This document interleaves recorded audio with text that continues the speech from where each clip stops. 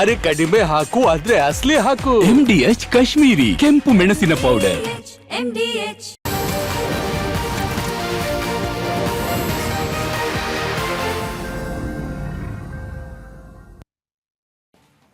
ನಮಸ್ಕಾರ, ಮುಂಜಾನೆ ಮುನ್ನೋಟಕ್ಕೆ ಸ್ವಾಗತ.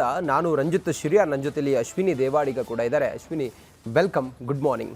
ಇವತ್ತಿನ ಮುಂಜಾನೆ ಮುನ್ನೋಟದಲ್ಲಿ ಬಹಳ ಆತಂಕಕಾರಿ ವಿಚಾರವನ್ನು ನಿಮ್ಮ ಮುಂದೆ ನಾವಿವತ್ತು ತೆರೆದಿಡ್ತಾ ಇದ್ದೀವಿ. ರಿಪಬ್ಲಿಕ್ ಕನ್ನಡ ಸ್ವತಃ ಅಲ್ಲಿಗೆ ಹೋಗಿ ಗ್ರೌಂಡ್ ರಿಪೋರ್ಟ್ ಮಾಡಿ ಅಲ್ಲಿನ ಸಂಪೂರ್ಣ ಚಿತ್ರಣವನ್ನು ಎಳೆಯಾಗಿ ವಿವರಿಸಿ ಇವತ್ತು ಎಷ್ಟು ಆಘಾತಕಾರಿ ಆಗಿದೆ ಅಲ್ಲಿನ ಸ್ಥಿತಿಗತಿ ಅನ್ನೋದ್ರ ಬಗ್ಗೆ ರಿಪಬ್ಲಿಕ್ ಕನ್ನಡ ಇವತ್ತು ತೆರೆದಿಡ್ತಾ ಇದೆ. ಅಶ್ವಿನಿ, ನೀವು ತರಕಾರಿಯನ್ನು ಬಹುತೇಕ ತಿನ್ನೋದು ಕೋಲಾರದಿಂದ. ಕೋಲಾರದ ಟೊಮ್ಯಾಟೊ, ಕೋಲಾರದ ತರಕಾರಿ ಅಂತ ಹೇಳಿದ್ರೆ ವರ್ಲ್ಡ್ ಫೇಮಸ್. ಅದು ಕೇವಲ ನಮ್ಮ ರಾಜ್ಯ, ನಮ್ಮ ದೇಶ ಮಾತ್ರವಲ್ಲ, ದೇಶ ವಿದೇಶಗಳಿಗೂ ಕೂಡ ಕೋಲಾರದ ತರಕಾರಿ ಹೋಗುತ್ತೆ. ಅತಿ ಹೆಚ್ಚು ಕೋಲಾರದಲ್ಲಿ ಬೆಳೆಯುವಂತಹ ತರಕಾರಿ, ಇವತ್ತು ಆ ತರಕಾರಿಯನ್ನು ನಾವು ತಿಂದರೆ ನಮ್ಮ ದೇಹದ ಮೇಲೆ ಅದು ವಿಷಕಾರಿ ಅಂಶವಾಗಿ ಪರಿಣಮಿಸುತ್ತೆ ಅನ್ನುವಂಥ ಆಘಾತಕಾರಿ ವಿಚಾರವನ್ನು ರಿಪಬ್ಲಿಕ್ ಕನ್ನಡ ಇವತ್ತು ಎಕ್ಸ್ಪೋಸ್ ಮಾಡ್ತಾ ಇದೆ. ತರಕಾರಿ ಯಾರು ತಿನ್ನಲ್ಲ ಹೇಳಿ? ಎಲ್ಲರೂ ತರಕಾರಿ ತಿಂತಾರೆ. ನಾನ್ ವೆಜ್ ಆದರೂ ಕೆಲವರು ತಿನ್ನಲ್ಲ, ಆದರೆ ತರಕಾರಿ ಎಲ್ಲ ತಿಂತಾರೆ. ಆದರೆ ಆ ತರಕಾರಿಯಲ್ಲಿ ಲೆಡ್ ಅಂಶ, ಸುಮಾರು 19 ಲೆಡ್ ಅಂಶ ಕೋಲಾರದಿಂದ ಬೆಳೆಯುವಂಥ ತರಕಾರಿಯಲ್ಲಿ ಪತ್ತೆ ಆಗ್ತಿದೆ ಅಂತ ಹೇಳಿದ್ರೆ ಎಂಥ ಆತಂಕಕಾರಿ ವಿಚಾರ ಇದು. ಇವತ್ತು ರಿಪಬ್ಲಿಕ್ ಕನ್ನಡ ಆ ಇನ್ವೆಸ್ಟಿಗೇಷನ್ ರಿಪೋರ್ಟ್ ಮೂಲಕ ನಿಮ್ಮ ಮುಂದೆ ಹೇಗೆ ಕೋಲಾರದ ತರಕಾರಿ ವಿಷವಾಗೋದಕ್ಕೆ ಕಾರಣ ಏನು ಅನ್ನೋದನ್ನ ನಾವು ತಿಳಿಸ್ತಾ ಇದ್ದೀವಿ. ಬೆಂಗಳೂರಿಗರು ತಿನ್ನುವುದು ತರಕಾರಿ ಅಲ್ಲ, ವಿಷವನ್ನ. ಬಯಲು ಸೀಮೆಯ ಅಂತರ್ಜಲ ವಿಷವಾಗಿದ್ದು ಹೇಗೆ? ಬೆಳೆಯು ಮಲಿನಾಗಿದೆ, ನೀರು ಅಶುದ್ಧ ಆಗಿದೆ. ರೈತರ ನಿರಂತರ ಕೂಗು ಕೆಸಿ ವ್ಯಾಲಿ ಕರಾಳತೆಯನ್ನ ರಿಪಬ್ಲಿಕ್ ಕನ್ನಡ ಬಿಚ್ಚಿಡ್ತಾ ಇದೆ. ರಿಪಬ್ಲಿಕ್ ಕನ್ನಡ ಇವತ್ತು ನಿಮ್ಮ ಮುಂದೆ ಕೋಲಾರದ ತರಕಾರಿ ಹೇಗೆಲ್ಲ ವಿಷವಾಗಿದೆ ಅನ್ನೋದನ್ನ ನಾವಿವತ್ತು ಎಕ್ಸ್ಪೋಸ್ ಮಾಡ್ತಾ ಇದ್ದೀವಿ. ಕೋಲಾರದ ತರಕಾರಿ ನೀವು ತಿಂದರೆ, ಕೋಲಾರದ ತರಕಾರಿ ಕೆಸಿ ವ್ಯಾಲಿ ಪ್ರಾಜೆಕ್ಟ್ನಿಂದಾಗಿ ಕೋಲಾರದ ಜನರ ಬದುಕು ಹೇಗೆ ಮೂರಾಬಟ್ಟೆಯಾಗಿದೆ, ಆರೋಗ್ಯ ಹೇಗೆ ಕ್ಷೀಣಿಸ್ತಾ ಇದೆ, ಅವರು ಬೆಳೆದಂತಹ ತರಕಾರಿ ಬೆಂಗಳೂರಿಗರ ತಿಂದು ಬೆಂಗಳೂರಿಗರಿಗೆ ಕಾಯಿಲೆ ಕಸಾಲೆಗಳು ಹೇಗೆ ಅಂಟಿಕೊಳ್ತಾ ಇದೆ ಅನ್ನುವಂತಹ ಎಕ್ಸ್ಕ್ಲೂಸಿವ್ ವಿತ್ ದ ರಿಪೋರ್ಟ್. ಸುಮ್ಮನೆ ಹೇಳೋದಲ್ಲ ಅಶ್ವಿನಿ, ನಾವು ರಿಪಬ್ಲಿಕ್ ಕನ್ನಡ ಏನಾದರೂ ಒಂದು ವರದಿ ಮಾಡುತ್ತೆ ಅಂತ ಹೇಳಿದರೆ ಅದನ್ನು ಸುಮ್ಮನೆ ನಾವು ಹೇಳೋದಲ್ಲ, ನಾವು ಅದಕ್ಕೆ ಇನ್ವೆಸ್ಟಿಗೇಟ್ ಮಾಡ್ತೀವಿ, ರಿಪೋರ್ಟ್ಸ್ಗಳನ್ನು ಕಲೆ ಹಾಕ್ತೀವಿ, ಗ್ರೌಂಡ್ ರಿಯಾಲಿಟಿಯನ್ನು ಚೆಕ್ ಮಾಡ್ತೀವಿ. ಸದ್ಯ ನಾವೇ ಅಲ್ಲಿಗೆ ಹೋಗಿ ಎಲ್ಲವನ್ನು ಕೂಡ ನಾವು ನೋಡಿ ಇದು ಹೀಗಿದೆ ಅನ್ನೋದನ್ನು ರಿಪೋರ್ಟ್ ತಗೊಂಡು, ಲ್ಯಾಬ್ ರಿಪೋರ್ಟ್ ತಗೊಂಡು, ವಿಜ್ಞಾನಿಗಳಿಂದ ಆ ಕುರಿತಾಗಿ ನಾವು ಇನ್ವೆಸ್ಟಿಗೇಷನ್ ರಿಪೋರ್ಟನ್ನು ಪಡ್ಕೊಂಡು ಗ್ರೌಂಡ್ ರಿಯಾಲಿಟಿಯನ್ನು ಬೇಸಿನವರೆಗೂ ಕೂಡ ಹೋಗಿ ನಾವು ಕಲೆಕ್ಟ್ ಮಾಡ್ತೀವಿ. ನಾವು ಮಾಡಿದಂತಹ ರಿಪೋರ್ಟ್ನಲ್ಲಿ ಕೋಲಾರದ ತರಕಾರಿ ವಿಷವಾಗಿದೆ ಅನ್ನುವಂಥ ಆತಂಕಕಾರಿ ವಿಚಾರ ಬಯಲಾಗಿದೆ. ಅಶ್ವಿನಿ, ಪ್ಲೀಸ್. ಎಕ್ಸಾಕ್ಟ್ಲಿ. ಈ ಕೆಸಿ ವ್ಯಾಲಿ ಅನ್ನುವಂಥದ್ದು ಸರ್ಕಾರದ ಬಹಳ ಮಹತ್ವದ ಯೋಜನೆಯಾಗಿತ್ತು. ಈ ಯೋಜನೆ ತರೋದಕ್ಕೂ ಕೂಡ ಸಾಕಷ್ಟು ರಾಜಕೀಯ ಕೆಸರೆಚಾಟಗಳು ಎಲ್ಲವೂ ಕೂಡ ನಡೆದವು. ಆದರೂ ಕೂಡ ಅಂತರ್ಜಲ ಮಟ್ಟವನ್ನು ಹೆಚ್ಚಳ ಮಾಡಬೇಕು, ಅದರ ಜೊತೆಯಲ್ಲಿ ಅಲ್ಲಿ ಬೆಳೆಯುವಂಥ ಬೆಳೆಗೂ ಕೂಡ ನೀರಿನ ಆಧಾರ ಆಗಬೇಕು ಅನ್ನುವಂಥ ಉದ್ದೇಶದಿಂದ ಬಂದಂಥ ಒಂದು ಯೋಜನೆ. ಆದರೆ ಈಗ ಆ ಯೋಜನೆಯಿಂದ ಏನಾಗ್ತಾ ಇದೆ ಅಂತಂದ್ರೆ, ನಮಗೆ ಗೊತ್ತಿಲ್ಲದಂತೆ ನಾವು ಕ್ಯಾನ್ಸರ್ನಂತಹ ರೋಗಗಳನ್ನ ತಂದುಕೊಳ್ತಾ ಇದ್ದೇವೆ. ಸ್ವಾತಂತ್ರ್ಯ ನಂತರ ಈ ಬಯಲು ಸೀಮೆಗೆ ಬಂದಿರುವಂತಹ ನೀರಾವರಿ ಯೋಜನೆ, ಅದು ಅಂತರ್ಜಲವನ್ನ ಹೆಚ್ಚಳ ಮಾಡಬೇಕು ಅನ್ನುವಂಥ ನಿಟ್ಟಿನಲ್ಲಿ ಸರ್ಕಾರ ಬೆಂಗಳೂರಿನ ಈ ತ್ಯಾಜ್ಯ ನೀರು 5 ಈ ಘಟಕಗಳ ನೀರನ್ನ ಬಯಲು ಸೀಮೆಯ ಕೆರೆಗಳಿಗೆ ಹರಿಸುತ್ತೆ. ತ್ಯಾಜ್ಯ ನೀರಿನಿಂದ ಜಿಲ್ಲೆಯ ಕೆರೆಗಳು ತುಂಬುತ್ತೆ. ಆದರೆ ಈ ಯೋಜನೆಯಿಂದ ಈಗ ಏನಾಗ್ತಾ ಇದೆ, ಬಯಲು ಸೀಮೆಯ ಜನ ಈಗ ಆತಂಕ ಪಡುವಂಥ ಪರಿಸ್ಥಿತಿ ನಿರ್ಮಾಣ ಆಗಿದೆ. ಅಷ್ಟಕ್ಕೂ ಆ ಯೋಜನೆಯ ಬಗ್ಗೆ ಕಂಪ್ಲೀಟ್ ಒಂದು ಡೀಟೇಲ್ಡ್ ವರದಿಯೊಂದಿದೆ, ಅದನ್ನು ನೋಡ್ಕೊಂಬರೋಣ ಬನ್ನಿ.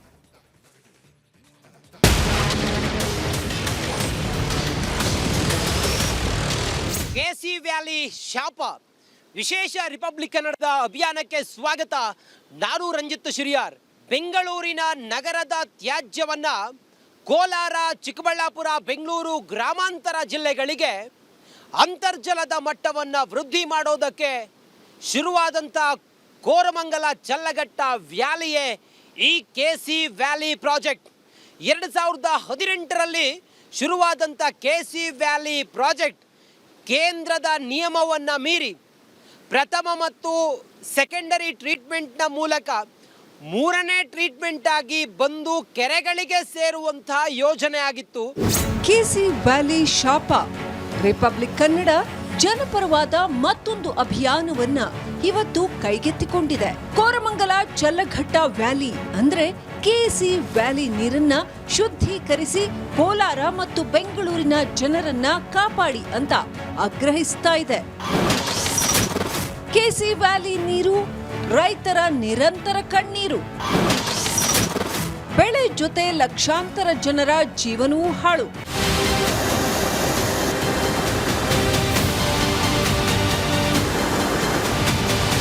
ಒಂದೆಡೆ ಬಯಲುಸೀಮೆಯ ಕೆರೆಗಳಿಗೆ ಹರಿತಾ ಇರೋ ನೀರಿನಿಂದ ರೈತರು ಬೆಳೆದ ಟೊಮೆಟೊ ಬೆಳೆಗೆ ರೋಗ ಬಾಧೆ. ಮತ್ತೊಂದೆಡೆ ಕೆಸಿ ವ್ಯಾಲಿ ಯೋಜನೆಯನ್ನ ಮೂರನೇ ಹಂತದ ಶುದ್ಧೀಕರಣಕ್ಕೆ ಒತ್ತಾಯಿಸ್ತಾ ಇರೋ ರೈತರು, ಜನಪ್ರತಿನಿಧಿಗಳು. ಇಷ್ಟೆಲ್ಲಾ ದೃಶ್ಯಗಳು ಕಂಡು ಬಂದಿದ್ದು ಕೋಲಾರ ಜಿಲ್ಲೆಯಲ್ಲಿ.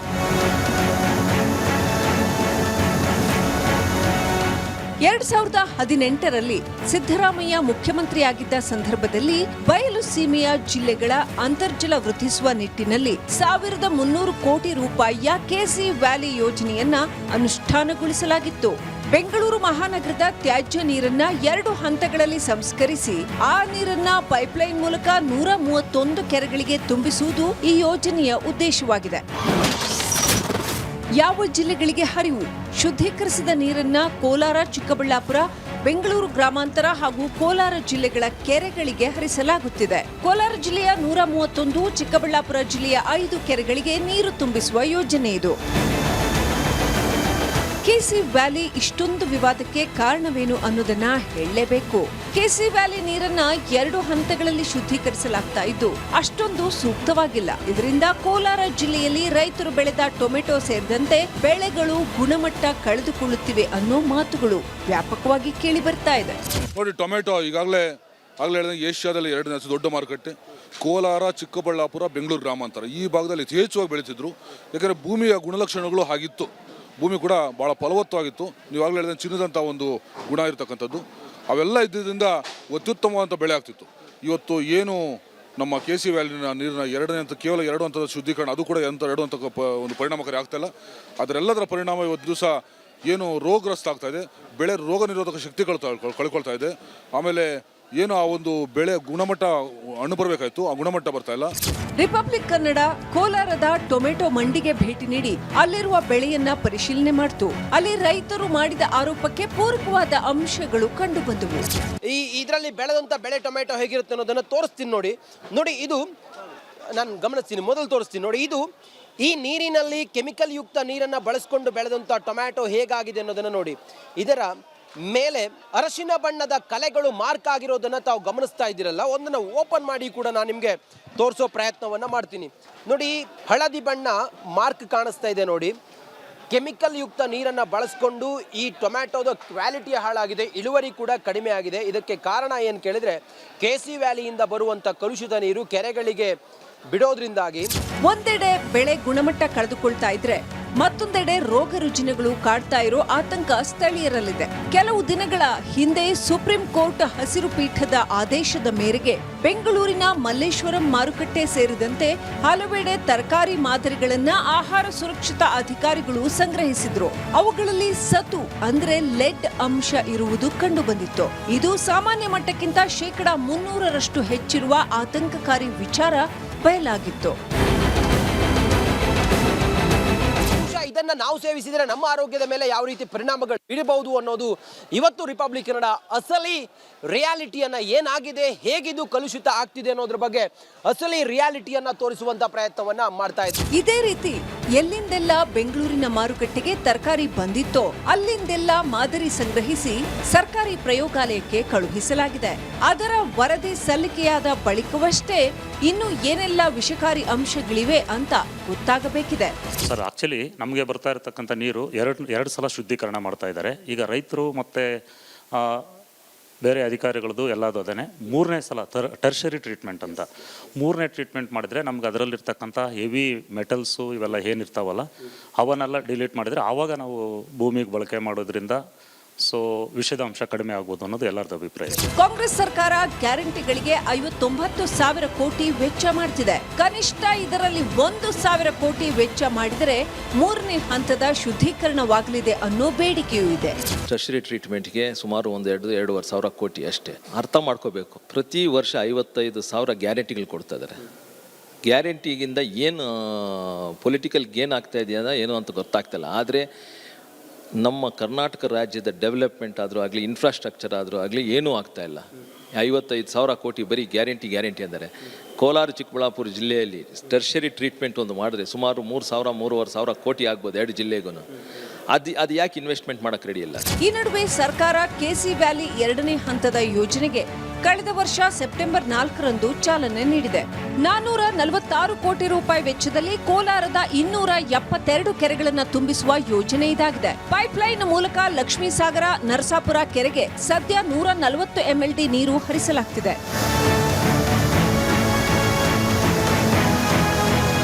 ಕೆರೆಯಿಂದ ಈ ನೀರನ್ನ ಮಾಲೂರು, ಶ್ರೀನಿವಾಸಪುರ, ಬಂಗಾರಪೇಟೆ ಹಾಗೂ ಮುಳಬಾಗಿಲು ತಾಲೂಕಿನ ಕೆರೆಗಳಿಗೆ ಹರಿಸಲಾಗುತ್ತಿದೆ. ಕೆಸಿ ವ್ಯಾಲಿ ಯೋಜನೆ ಬಗ್ಗೆ ಜನರ ಅಸಮಾಧಾನ ದಿನೇ ದಿನೇ ಕೇಳಿ ಬರ್ತಾ ಇದೆ. ಸದನದಲ್ಲೂ ಜೆಡಿಎಸ್ ಶಾಸಕರು ಪಟ್ಟು ಹಿಡಿದು ಕುಳಿತಿದ್ದೂ ಆಗಿದೆ. ಆದರೂ ಸರ್ಕಾರ ಸ್ಪಂದಿಸುತ್ತಿಲ್ಲ ಅನ್ನೋ ಬೇಸರ ಜನರದ್ದಾಗಿದೆ. ರಂಜಿತ್ ಮತ್ತು ಸುರೇಶ್, ರಿಪಬ್ಲಿಕ್ ಕನ್ನಡ, ಕೋಲಾರ.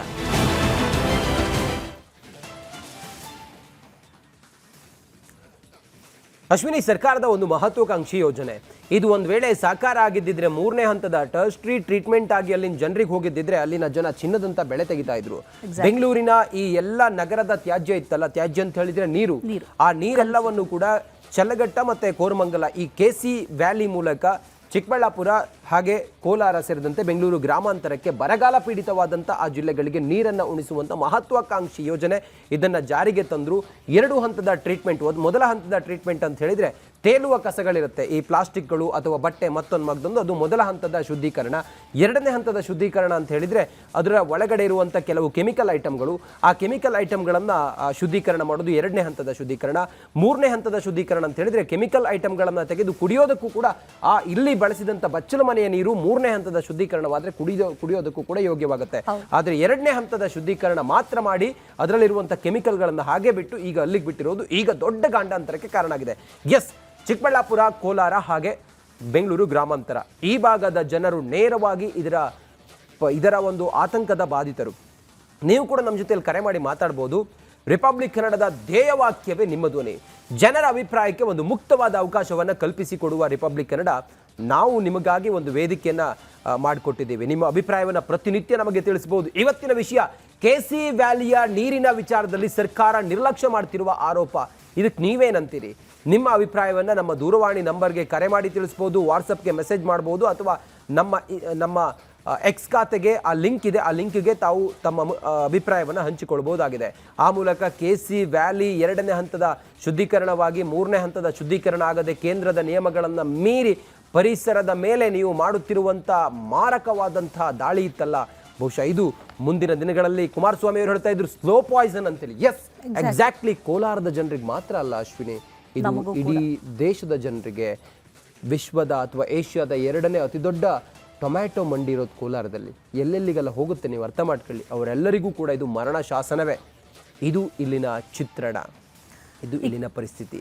ಎಕ್ಸಾಕ್ಟ್ಲಿ ರಂಜಿತ್, ಅದರ ಜೊತೆಲಿ ಕೆಸಿ ವ್ಯಾಲಿ ನೀರಿನ ಕಾರಣದಿಂದ ಅಲ್ಲಿ ನೀವು ಕೂಡ ಜಾಗಕ್ಕೆ ಹೋಗಿದ್ರಿ. ತರಕಾರಿಗಳ ಗುಣಮಟ್ಟ ಯಾವ ರೀತಿ ಆಗ್ತಾ ಇದೆ, ಅದನ್ನು ಯಾರು ತಗೊಳ್ತಾರೆ ಆ ರೀತಿ ಇದ್ರೆ ಅನ್ನೋದನ್ನು ತೋರಿಸಿದ್ರಿ. ಈ ಬೇಡಿಕೆ ಕಳೆದುಕೊಳ್ತಾ ಇದೆ ಈ ತರಕಾರಿಗಳು. ಅವ್ರು ಕೇಳಿರೋದು ಶುದ್ಧ ನೀರು, 3ನೇ ಸಂಸ್ಕರಣೆ ಆಗಬೇಕು ಅನ್ನುವಂಥದ್ದು. ಆದರೆ ಆ ರೀತಿ ಶುದ್ಧೀಕರಿಸಿದ ನೀರು ಸಿಗ್ತಾ ಇಲ್ಲ. ದುಡ್ಡು ಹೊಡೆಯೋದಕ್ಕೆ ಇಂಥ ಯೋಜನೆಯನ್ನ ಮಾಡಿದ್ದಾರೆ ಅನ್ನುವಂಥ ಆರೋಪಗಳು ಕೂಡ ಕೇಳಿ ಬರ್ತಾ ಇದೆ. 2,000 ಕೋಟಿ ಖರ್ಚಾಗುತ್ತಂತೆ ಟರ್ಷರಿ ಟ್ರೀಟ್ಮೆಂಟನ್ನು, ವಾಟರ್ ಟ್ರೀಟ್ಮೆಂಟನ್ನು ಮಾಡಬೇಕಿದ್ರೆ. ಆ ದುಡ್ಡನ್ನು ಉಳಿಸುವಂಥ ನಿಟ್ಟಿನಲ್ಲಿ ಈ ರೀತಿ ಮಾಡ್ತಾ ಇದ್ದಾರೆ ಅನ್ನುವಂಥ ಒಂದಷ್ಟು ಆರೋಪಗಳು ಕೂಡ ಕೇಳಿ ಬರ್ತಾ ಇದೆ. ಆದರೆ ರೈತರು ಕೇಳ್ತಾ ಇರೋದೇನು, ನಮ್ಮ ಬೆಳೆದಿರುವಂಥ ಬೆಳೆಗೆ ಬೆಲೆ ಸಿಗ್ತಾ ಇಲ್ಲ, ಅದನ್ನು ಕೇಳೋರು ಇಲ್ಲ ಅನ್ನುವಂಥ ರೀತಿಯಲ್ಲಿ ಆಗೋಗಿದೆ. ತಮಿಳುನಾಡಿಗೆ ಶುದ್ಧವಾದಂಥ ಕುಡಿಯೋದಕ್ಕೆ ಯೋಗ್ಯವಾದಂಥ ಶುಭ್ರವಾದಂಥ ಕಾವೇರಿ ನೀರನ್ನು ಕೊಡ್ತೀರಾ, ಆದರೆ ನಮಗೆ ಮಾತ್ರ ಕೊಳಚೆ ನೀರನ್ನು ಕೊಡ್ತಾ ಇದ್ದೀರಾ ಅಂತ ಅಲ್ಲಿನ ಕೋಲಾರದ ರೈತರು ಅಸಮಾಧಾನವನ್ನು ವ್ಯಕ್ತಪಡಿಸಿದ್ದಾರೆ. ಅದ್ರ ಬಗ್ಗೆ ಕೂಡ ಒಂದು ರಿಪೋರ್ಟ್ ಇದೆ, ನೋಡ್ಕೊಂಬರೋಣ ಬನ್ನಿ. ಫಲವತ್ತತೆಯಾದಂಥ ಭೂಮಿ ಇವತ್ತು ಹೇಗೆ ವಿಷವಾಗುತ್ತಿದೆ, ರೈತರ ಬಟ್ಟಲು ಹೇಗೆ ವಿಷವಾಗುತ್ತಿದೆ ಅನ್ನೋದನ್ನ ಅವರ ಬಾಯಿಂದಲೇ ಕೇಳೋಣ. ಹೇಳಿ ಸರ್, KC ವ್ಯಾಲಿಯಿಂದಲೇ ಇಲ್ಲಿಯ ತರಕಾರಿ ಬೆಳೆಗಾರರ ಮೇಲೆ, ರೈತರ ಮೇಲೆ ಪರಿಣಾಮ ಬಿದ್ದಿದೆಯಾ? ಹೌದು ಸರ್, ಖಂಡಿತವಾಗೂ ನಿಜ. ಯಾಕಂತ ಹೇಳಿದ್ರೆ ಇವತ್ತು ಕೋಲಾರ ಚಿಕ್ಕಬಳ್ಳಾಪುರ ಅಂತ ಹೇಳಿದ್ರೆ ಬಯಲುಸೀಮೆ ಜಿಲ್ಲೆಯಲ್ಲಿ 1500 ಅಡಿ 2000 ಅಡಿ ಬೋರ್ವೆಲ್ ಹಾಕಿ ನೀರನ್ನು ಕೊರೆದಾಗ ಬೆಳೆಗಳು ಉತ್ತಮವಾಗಿ ಬರ್ತಾ ಇತ್ತು. ಆದರೆ ಇವತ್ತು ಅಂತರ್ಜಲ ಮಟ್ಟ ಹೆಚ್ಚಿಸ್ತೀವಿ ಅಂತ ಹೋಗಿ ಏನು KC ವ್ಯಾಲಿ, ಕೋರಮಂಗಲ, ಚಲಗಟ್ಟ ಕೊಳಚೆ ನೀರನ್ನು ಬಿಟ್ಟರು. ಆದರೆ ಇವತ್ತು ತರಕಾರಿಗಳೆಲ್ಲ ಕೂಡ ಇಲ್ಲಿ ನರಸಾಪುರ ಆಗಿರ್ಬೋದು, ಏನು KC ವ್ಯಾಲಿ ನೀರು ಎಲ್ಲ ಹರಿತಾ ಇದೆ, ಎಲ್ಲ ಭಾಗದಲ್ಲೂ ತರಕಾರಿಗಳು ಕೂಡ ಇವತ್ತು ಸೊರೆಕಾಯಿ, ಬದನೆಕಾಯಿ, ಹೀರೆಕಾಯಿ, ನವಿಲುಕೋಸು ಎಲ್ಲ ಕೂಡ ಫ್ಲಾಪ್ ಆಗಿರ್ತಕ್ಕಂಥದ್ದು. ಇವತ್ತು ಮಾರ್ಕೆಟ್ಗೆ 20-30% ತರಕಾರಿ ಬರ್ತಾ ಇರ್ತಕ್ಕಂಥದ್ದು. ನಾವು ಕೇಳಿರ್ತಕ್ಕಂಥದ್ದು, ನೀವು ಶುದ್ಧವಾದ ನೀರನ್ನು ಕೊಡಿ, ನಮಗೆ ಕುಡಿಲಿಕ್ಕೂ ಯೋಗ್ಯ ಆಗ್ತದೆ, ದನಕರುಗಳು ಇರ್ತದೆ ಅಂತೇಳಿ ನಾವು ಕೇಳಿದ್ವಿ. ಆದರೆ ಇವರು ಯಾವುದೋ ಸರ್ಕಾರದ ದುಡ್ಡು ಹೊಡೆಯೋದಕ್ಕೋಸ್ಕರ 3ನೇ ಹಂತದಲ್ಲಿ ಶುದ್ಧೀಕರಣ ಮಾಡಿ ಕೊಡು ಅಂತ ಕೇಳಿದ್ರು ಕೂಡ ಕೊಡಲಿಲ್ಲ. ಆದರೆ ಇವತ್ತು ಕೊಟ್ಟಿರೋದ್ರಿಂದ ಇವತ್ತು ಏನು ತರಕಾರಿ ಬೆಳೆಗಳು ವೈರಸ್ ಬಂದು ಎಲ್ಲ ಹೋಗಿದ್ದಾವೆ. ಆ ಬರ್ತಾ ಇರ್ತಕ್ಕಂಥ ಅಲ್ಪ ಸ್ವಲ್ಪ ತರಕಾರಿ ಬೆಳೆಗಳಲ್ಲಿ ಈಗಾಗಲೇ ಲ್ಯಾಬ್ ಪರೀಕ್ಷೆ ಮಾಡಿ ಏನು ತರಕಾರಿಯಲ್ಲಿ ವಿಷಯುಕ್ತ ಲೆಡ್ ಪತ್ತೆ ಆಗಿದೆ ಅನ್ನೋಂಥದ್ದು ಎಲ್ಲ ಹೊರಬಿದ್ದಿದೆ ಸತ್ಯ. ಇದನ್ನ ಕೂಡ ಮೊನ್ನೆ ಕೂಡ ಬಂದು ಬೆಂಗಳೂರಿಂದ ಎಲ್ಲ ಪ್ರಯೋಗಾಲಯದವರು ತಗೊಂಡೋಗಿದ್ದಾರೆ, ತರಕಾರಿಗಳೆಲ್ಲ ಶಾಂಪಲ್ಸ್ ತಗೊಂಡೋಗಿದ್ದಾರೆ. ಆದರೆ ರೈತರು ಗೊಂದಲದಲ್ಲಿದ್ದಾರೆ ಈಗಾಗಲೇ. ಯಾಕಂದ್ರೆ ಕಷ್ಟಪಟ್ಟು ಬೆಳೆ ಬೆಳಿಬೇಕು, ಬೆಳೆ ಬಂದಂಥ ಸಂದರ್ಭದಲ್ಲಿ ಬೆಳೆ ಸರಿಯಾಗಿ ಬರೋದಿಲ್ಲ, ಆ ಬಂದಿರತಕ್ಕಂಥ ಬೆಳೆಗೆ ರೇಟ್ ಸಿಗೋದಿಲ್ಲ. ಆ ರೇಟ್ ಸಿಕ್ಕಿರ್ತಕ್ಕಂಥ ಸಂದರ್ಭದಲ್ಲಿ ಈ ಥರ ರೋಗಗಳು ರುಜಿನಗಳು ಬಂದು ಎಲ್ಲ ಕೂಡ ರೈತರು ಮತ್ತು ತಿನ್ನೋರು ಕೂಡ ಇದರಲ್ಲಿ ಆತಂಕದಲ್ಲಿದ್ದಾರೆ ಸರ್. ಬೆಂಗಳೂರಿನ ಆ ಅಗಾಧ ಪ್ರಮಾಣದ ನೀರನ್ನ ನಮ್ಮ ಬರಗಾಲಯುಕ್ತ ನಮ್ಮ ಊರಿಗೆ ಹರಿಸ್ತಾರೆ ಅಂತ ಹೇಳಿದಾಗ ನಾವೆಲ್ಲರೂ ನಮ್ಮ ಬದುಕೆಲ್ಲ ಹಸನಾಯ್ತು ಅಂತೇಳಿ ಅಂದ್ಕೊಂಡಿದ್ವಿ. ಆದರೆ ನಮ್ಮ ಬಟ್ಟಲಲ್ಲಿ ಇವತ್ತು ವಿಷ ಅಂತೇಳಿ ಗೊತ್ತಾದಾಗ ತಮಗೆಷ್ಟು ನೋವಾಗಿದೆ? ಹೌದು ಸರ್, ನಾವು ಮುಲ್ಲಂಗಿ, ಬೀಟ್ರೋಟು ಅಷ್ಟೇ ಚೆನ್ನಾಗಿ ಬೆಳ್ಕೊಂಡು ಬರ್ತಾ ಇದ್ರಿ. ಇವತ್ತು ಬೆಳೆಗೂ ಆಗ್ತಾ ಇರಲ್ಲ, ಆ ಬೆಳೆ ಎತ್ಕೊಂಡ್ಬಂದ್ರೆ ನಮ್ಗೆ ಸರಿಯಾಗಿ ರೇಟು ಸಿಗ್ತಾ ಇರಲ್ಲ, ಆ ಥರ ಆಗ್ಬಿಟ್ಟಿದೆ ಸರ್. ಸರ್, ಯಾವುದೋ ಒಂದು ಕಡೆಯಲ್ಲಿ ಬಾಂಬ್ ಹಾಕಿ ಆ ಊರಿನ ಸಂತತಿಯನ್ನೇ ಹಾಳು ಮಾಡ್ತಾರಂತೆ. ಅದರಂತೆ ಕೋಲಾರ ಚಿಕ್ಕಬಳ್ಳಾಪುರ ಭಾಗಕ್ಕೆ ಈ ನೀರಿನ ಬಾಂಬ್ ಹಾಕಿ ಇಲ್ಲಿನ ಜನರ ಬದುಕನ್ನೇ ಹಾಳು ಮಾಡಿಬಿಟ್ರಲ್ಲ ಸರ್. ಸರ್ ಏನಂದ್ರೆ ಹೋಟ್ಲಿಲ್ಲ, ಇದು ಗ್ಯಾಸ್ ಇಲ್ಲ ಅಂತೇಳಿ ಈ ತರಕಾರಿ ತಗೊತಾ ಇಲ್ಲ. ಗ್ಯಾಸ್ ಇಲ್ಲ, ಅದು ಸಿಲಿಂಡರ್ ಇಲ್ಲ, ಅಯ್ಯೋ ಹೋಟ್ಲವರು ಬಂದ್ ಮಾಡಕ್ಕವ್ರೆ. ತರಕಾರಿ ಸೇಲಿಂಗ್ ಇಲ್ಲ. ತರಕಾರಿ ಬೆಳಿಬೇಕಂದ್ರೆ ಜಾಸ್ತಿ ಕಷ್ಟ, ಇವಾಗ ರೇಟೇ ಹೋಗ್ತಾ ಇಲ್ಲ. ಸಹಜವಾಗಿ ನೀವು ಎಷ್ಟು 1 ಎಕರೆಗೆ ಎಷ್ಟು ಬೆಳೆ ಮೊದಲು ಬೆಳೀತಾ ಇದ್ರಿ, ಇವಾಗ ಎಷ್ಟು ಬೆಳೆ ಬರ್ತಾ ಇದೆ, ಮತ್ತೆ ಹೇಗಿದೆ ಸರ್ ಡಿಮಾಂಡ್ ಹೇಗಿದೆ, ಎಷ್ಟು ಈಗ ಕಮ್ಮಿ ಆಗಿದೆ ಸರ್, ಎಕ್ಸ್ಪೋರ್ಟ್ ಎಲ್ಲ ಎಷ್ಟು ಕಮ್ಮಿ ಆಗಿದೆ ಸರ್? ಇಲ್ಲಿ ತರಕಾರಿ ಬೆಳಿಬೇಕಂದ್ರೆ ಎಕರೆಗೆ ಈಗ ಇವರು 60-70 ಮೂಟೆ ಕ್ಯಾರೆಟ್ ಬೆಳೆಯೋರು, ಆಲೂಗಡ್ಡೆ 300-400 ಮೂಟೆ ಬೆಳೆಯೋರು. ಈಗ ಕೇವಲ ಎಲ್ಲ ಆಲೂಗಡ್ಡೆ ಅವೆಲ್ಲ 30-40 ಮೂಟೆಗೆ ಎಲ್ಲ ಮಚ್ಚೆ ಬಂದು ಡಾಗ್ ಬಂದು ಹೋಗ್ತಾ ಇದೆ. ಇಲ್ಲ ವೈರಸ್ ಅಂತ ಇವ್ರು ಹೇಳ್ತಾರೆ, ಆದರೆ KC ವ್ಯಾಲಿನಿಂದ ನೀರಿನಿಂದ ಪ್ರಾಬ್ಲಮ್ ಅಂತ ಹೇಳ್ತಾರೆ. ಇವತ್ತು ನೌಕೋಲು ನರಸಾಪುರ ಏರಿಯಾದಲ್ಲಿ ತೀರ್ಮಾನ ಇಲ್ಲ.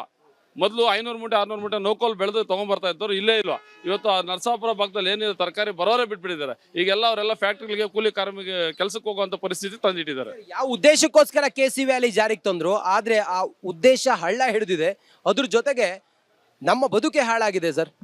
ಇವರು KC ವ್ಯಾಲಿ ತಂದಿದ್ದ ಉದ್ದೇಶ ಬಯಲುಸೀಮೆ ಜಿಲ್ಲೆಗೆ ಅಂತರ್ಜಲ ಹೆಚ್ಚಿಸಬೇಕು ಅಂತ. ಆದರೆ ನಾವು ಕೇಳಿದ್ದು, ನೀವು ಶುದ್ಧವಾದ ಇವಾಗ ಎತ್ತಿನೊಳ ಪ್ರಾಜೆಕ್ಟ್ ಕೊಡ್ತೀನಿ ಅಂತ ಇದ್ರಿ, ಮೇಕೆದಾಟು ಕೊಡ್ತೀನಿ ಅಂತ ಇದ್ರಿ, ಕೃಷ್ಣಾ ನದಿ ನೀರು ಕೊಡ್ತೀನಿ ಅಂತ ಇದ್ರಿ. ಶುದ್ಧವಾದ ನೀರನ್ನು ನಮ್ಗೆ ಕೊಡ್ಬೋದಾಗಿತ್ತು. ನಮ್ಮ ರಾಜ್ಯದ ಮೂಲದ ನೀರನ್ನು ನಮಗೆ ಕೊಡಬೇಕಾಗಿತ್ತು. ಅದು ಬಿಟ್ಬಿಟ್ಟು ಉಪಯೋಗಿಸಿ ಬಿಟ್ಟಿರ್ತಕ್ಕಂಥದ್ದು ಈಗ ತಮಿಳುನಾಡಿಗೆ ಕಾವೇರಿ ನೀರು, ಕೋಲಾರಕ್ಕೆ ಕೊಳಚೆ ನೀರು. ಇದು ಎಂಥ ವಿಪರ್ಯಾಸ. ನಾವು ಬಚ್ಚಲಲ್ಲಿ ನೀವು ಕಾರ್ಖಾನೆಗಳಿಂದ ಬಂದಿರತಕ್ಕಂಥ ವಿಷಯುಕ್ತ ನೀರನ್ನು ಬಿಟ್ಟರೆ ಈಗ ಅದು ದನಕರುಗಳು ಹಾಗೆ ಕುಡಿತದೆ. ಅವು ಕರಳಲ್ಲಿ ಏನು ಬರ್ತಾ ಇದೆ ಗೊತ್ತಾಗ್ತಾ ಇಲ್ಲ. ಇವತ್ತು ಹೆಣ್ಣು ಮಕ್ಕಳಲ್ಲಿ ಗಡ್ಡೆಯಲ್ಲಿ ಕ್ಯಾನ್ಸರ್ ಬರ್ತಾ ಇದೆ, ಅವ್ರಿಗೂ ಕೂಡ ಒಂಥರ ಆತಂಕ ಆಗ್ತಾ ಇದೆ. ಇಲ್ಲಿ ನೋಡಿದ್ರೆ ತರಕಾರಿಗಳು ಕೂಡ ವಿಷಯುಕ್ತವಾಗ್ತಾ ಇದೆ. ಮುಂದಿನ ಪೀಳಿಗೆಗೆ ಈಗ ಹಿರೋಶಿಮಾ ನಾಗಸಾಕಿಯಲ್ಲಿ ಬಾಂಬ್ ದಾಳಿ, ಇಲ್ಲಿನ ನೀರಿನಿಂದ ನಮಗೆ ಅಂತರ್ಜಲದಿಂದ ಇವರು ನಮ್ಮನ್ನು ಕಲುಷಿತ ಮಾಡಿ ನಮ್ಮ ಮೇಲೆ ಅನಾರೋಗ್ಯ ಪೀಡಿತರಾಗಿ ಮಾಡಿ, ಎಂಡೋಸಲ್ಫಾನ್ ಏನಾಯ್ತು ಮಂಗಳೂರಲ್ಲಿ, ಅದೇ ರೀತಿ ಕೋಲಾರ ಮತ್ತು ಚಿಕ್ಕಬಳ್ಳಾಪುರ ಜಿಲ್ಲೆಗಳಲ್ಲಿ ರೋಗ ಪೀಡಿತರಾಗಿ ಎಲ್ಲ ಕೂಡ ಹಾಸ್ಪಿಟಲ್ ಸೇರುವಂತ ಪರಿಸ್ಥಿತಿನ ತಂದಿಟ್ಟಿದ್ದಾರೆ. 3ನೇ ಹಂತದ ಶುದ್ಧೀಕರಣ ಆಗದ ಹೊರತು ಇದಕ್ಕೆ ಯಾವುದೇ ಒಂದು ಫುಲ್ ಸ್ಟಾಪ್ ಇಡೋದಕ್ಕೆ ಸಾಧ್ಯವೇ ಇಲ್ಲ ಅನ್ನೋದು ರೈತರ ಮಾತು ಕೂಡ ಆಗಿದೆ. ಕ್ಯಾಮರಾ ಪರ್ಸನ್ ಕೃಷ್ಣ ಜೊತೆಗೆ ನಾನು ರಂಜಿತ್ ಶಿರಿಯಾರ್, ರಿಪಬ್ಲಿಕ್ ಕನ್ನಡ, ಕೋಲಾರ. ಕೇವಲ ನಾವು ಈ ಆತಂಕವನ್ನು ಹೊರಹಾಕ್ತಿರೋದಲ್ಲ, ನಾವು ಮಾತ್ರ ಅಲ್ಲ, ರಿಪೋರ್ಟ್ಗಳಲ್ಲಿ ಆ ದಾಖಲೆಗಳಿದ್ದಾವೆ. ಅಲ್ಲಿ ಬಂದಂಥ ಸ್ಟಡಿ ಮಾಡಿದಂಥ ವಿಜ್ಞಾನಿಗಳು ಹೇಳಿದ್ದಾರೆ, ಕೆಲವು ಸೈಂಟಿಸ್ಟ್ಗಳು ಈ ಆತಂಕವನ್ನು ಹೊರಹಾಕಿದ್ದಾರೆ. ಹಾಗೆ ರಾಜ್ಯದ ಮಾಜಿ ಮುಖ್ಯಮಂತ್ರಿ, ಕೇಂದ್ರ ಮಂತ್ರಿ ಕುಮಾರಸ್ವಾಮಿಯವರು ಕೂಡ KC ವ್ಯಾಲಿ ಆರಂಭದಲ್ಲೇ ಈ ಕುರಿತಾಗಿ ಆತಂಕ ಹೊರಹಾಕಿದ್ರು. ನಾವು ಅವ್ರನ್ನ ಇವತ್ತು ಕೂಡ ಮಾತಾಡಿಸಿದ್ವಿ. ಈ ಸಮಯದಲ್ಲಿ ಅವ್ರನ್ನ ಮಾತಾಡಿಸಿದಾಗ ಅವ್ರು ಏನು ಹೇಳಿದ್ರು ಕುಮಾರಸ್ವಾಮಿ ನೋಡೋಣ ಬನ್ನಿ ಸರ್. KC ವ್ಯಾಲಿ ಪ್ರಾಜೆಕ್ಟ್ ಬಗ್ಗೆ ಇರುವಂಥ ಅಪಸ್ವರ, ಈಗ ವಸ್ತುಸ್ಥಿತಿ ಬಗ್ಗೆ ತಾವೇನು ಹೇಳ್ತೀರಿ? KC ವ್ಯಾಲಿಯಿಂದ ಕೋಲಾರ ಚಿಕ್ಕಬಳ್ಳಾಪುರಕ್ಕೆ ನೀರನ್ನು ಕೊಡ್ತಕ್ಕಂಥ ಕೊಳಚೆ ನೀರನ್ನು ತೀರ್ಮಾನ ಮಾಡಿದಂಥ ಸನ್ನಿವೇಶದಲ್ಲೇ ಆ ಸಮಯದಲ್ಲೇ ನಾನು ಎಚ್ಚರಿಕೆ ಕೊಟ್ಟೆ. ಇವತ್ತು ಯಾವ ಜನ ಇಲ್ಲಿ ಕೆಲವು ಕಾಂಗ್ರೆಸ್ನ ನಾಯಕರಿದ್ದಾರಲ್ಲ ಅವರುಗಳ ಒತ್ತಡಕ್ಕೆ ಈ ಯೋಜನೆ ಬಂದಿದ್ದು ಅವ್ರ ಜೋಬ್ ತುಂಬಿಸ್ಕೊಳ್ಳಿಕ್ಕೆ ಅಷ್ಟೇ ಮಾಡಿದ್ದು. ನಾನು ಈವನ್ ಅವ್ರ ಜೊತೆ ಸರ್ಕಾರ ಮಾಡೋದಾಗಲೂ ನೀವು ಈ ನೀರನ್ನು ಕೊಡೋದಾದರೆ ಟರ್ಷಿಯರಿ ಪ್ಲ್ಯಾಂಟ್ ಹಾಕಬೇಕು ಅಂತಕ್ಕಂಥದ್ದು ನಾನು ಚರ್ಚೆ ಮಾಡಿದೆ. ಹಣದ ಕೊರತೆ ಅಂದ್ಕೊಂಡು ಕತೆ ಹೇಳಿದ್ರು. ಇವತ್ತು ಟರ್ಷಿಯರಿ ಪ್ಲ್ಯಾಂಟ್ ಹಾಕದೆ ಇದು ಹೀಗೆ ಮುಂದುವರಿಸಿದ್ರೆ ಈಗಲೇ ಕೋಲಾರ ಜಿಲ್ಲೆಯ ಚಿಕ್ಕಬಳ್ಳಾಪುರ ಜಿಲ್ಲೆಯಲ್ಲಿ ಬೆಳೀತಕ್ಕಂಥ ರೈತರ ಬೆಳೆಯನ್ನು ಇವತ್ತು ಡಿಗ್ರೇಡ್ ಮಾಡಿ ಕೊಂಡ್ಕೊಳ್ಳಿಕ್ಕೆ ತಯಾರಾಗಿಲ್ಲ ಮಾರ್ಕೆಟಿನಲ್ಲಿ. ಮೊದಲು ಕೋಲಾರದಲ್ಲಿ ಬೆಳೀತಿದ್ದ ಬೆಳೆನ ವಿದೇಶಕ್ಕೆ ರಫ್ತು ಮಾಡೋರು. ಇವತ್ತು ಆ ಪರಿಸ್ಥಿತಿ ಇಲ್ಲ. ಇವತ್ತು ನೆಗ್ಲೆಕ್ಟ್. ಇವತ್ತು ಎಲ್ಲೇ ಕೋಲಾರದ ತರಕಾರಿ ಅಂದ ತಕ್ಷಣ, ಕೋಲಾರ ಟೊಮೊಟೊ ಅಂದ ತಕ್ಷಣ ಇವತ್ತು ಎಲ್ಲೂ ತೆಗೆದುಕೊಳ್ಳದೆ ಇರತಕ್ಕಂಥ ವಾತಾವರಣ ನಿರ್ಮಾಣ ಆಯಿತು. ಅದ್ರ ಜೊತೆಗೆ ಕುಡಿಯೋ ನೀರಿಗೆ ವಿಷ ಬೆರೆಸ್ತಾ ಇದ್ದಾರೆ. ಯಾವ ರೈತರು ಯಾವೊಂದು ಇವರನ್ನ ಬೆಳೆಸಿದ್ರು, ಜಾತಿ ನೋಡದೆ ಬೆಳೆಸಿದ್ರು ಇಂಥ ವ್ಯಕ್ತಿ ಇವತ್ತು ಇಲ್ಲಿ ನನಗೆ ನೀರು ತರಲೇಬೇಕು ಅಂತೇಳಿ KC ವ್ಯಾಲಿದು ಎತ್ತಿನ ಹೊಳೆ ಇವರು ತರೋದಾಗಿದ್ದರೆ KC ವ್ಯಾಲಿದು ಯಾಕೆ ತರಬೇಕಾಗಿತ್ತು? ಎತ್ತಿನ ಹೊಳೆ ನೀರು ಕೊಡೋದೇ ಆದರೆ ಇವತ್ತು ಒಂದು ಕಡೆ ಎತ್ತಿನ ಹೊಳೆದು 12 ವರ್ಷ ಆದರೂ ಇಲ್ಲ, ನೀರು ಬರಲಿಲ್ಲ. ನಿಮ್ಮ CAG ರಿಪೋರ್ಟ್ ನೋಡಿ ಏನು ಹೇಳಿದ್ದಾರೆ ಅಂತೇಳಿ ಎತ್ತಿನ ಹೊಳೆ ಬಗ್ಗೆ. ಅದು ಲೂಟಿ ಹೊಡೆಯೋದಕ್ಕೆ ಅದೊಂದು ರೀತಿ ಮಾಡ್ಕೊಂಡ್ರು. ಇಲ್ಲೊಂದು ರೀತಿ KC ವ್ಯಾಲಿ ಹೆಸರಿನಲ್ಲಿ ನೀರು ತರ್ತೀವಿ ಅಂತೇಳಿ ಅದರಲ್ಲೊಂದು ಲೂಟಿ ಮಾಡ್ಕೊಂಡವ್ರೆ. ಇವತ್ತು ನಾಡಿನ ಜನತೆಯ ತೆರಿಗೆ ಹಣ ಒಂದು ಕಡೆ ಈ ರೀತಿ ದುರ್ಬಳಕೆ ಆಗೋದು, ಮತ್ತೊಂದು ಕಡೆ ರೈತರಿಗೆ ಒಂದು ರೀತಿ ಅದೇನೋ ಹೇಳ್ತಾರಲ್ಲ ಇದರ ವಿಷಯನ ಸ್ಲೋ ಪಾಯ್ಸನ್ ಅಂತ, ಸ್ಲೋ ಪಾಯ್ಸನ್ ಕೊಟ್ಕೊಂಡು ಹೊರಟಿದ್ದಾರೆ.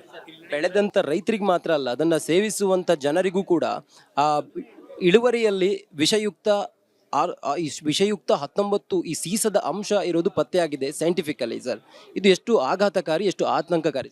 ಇದನ್ನೇ ನಾನು ಹೇಳಿದ್ದು. ಬರೀ ತರಕಾರಿ ಸೇವನೆಯಿಂದ ಅಷ್ಟೇ ಅಲ್ಲ, ಕುಡಿಯೋ ನೀರು, ಇದೆಲ್ಲದರ ಹಿನ್ನೆಲೆಯಲ್ಲಿ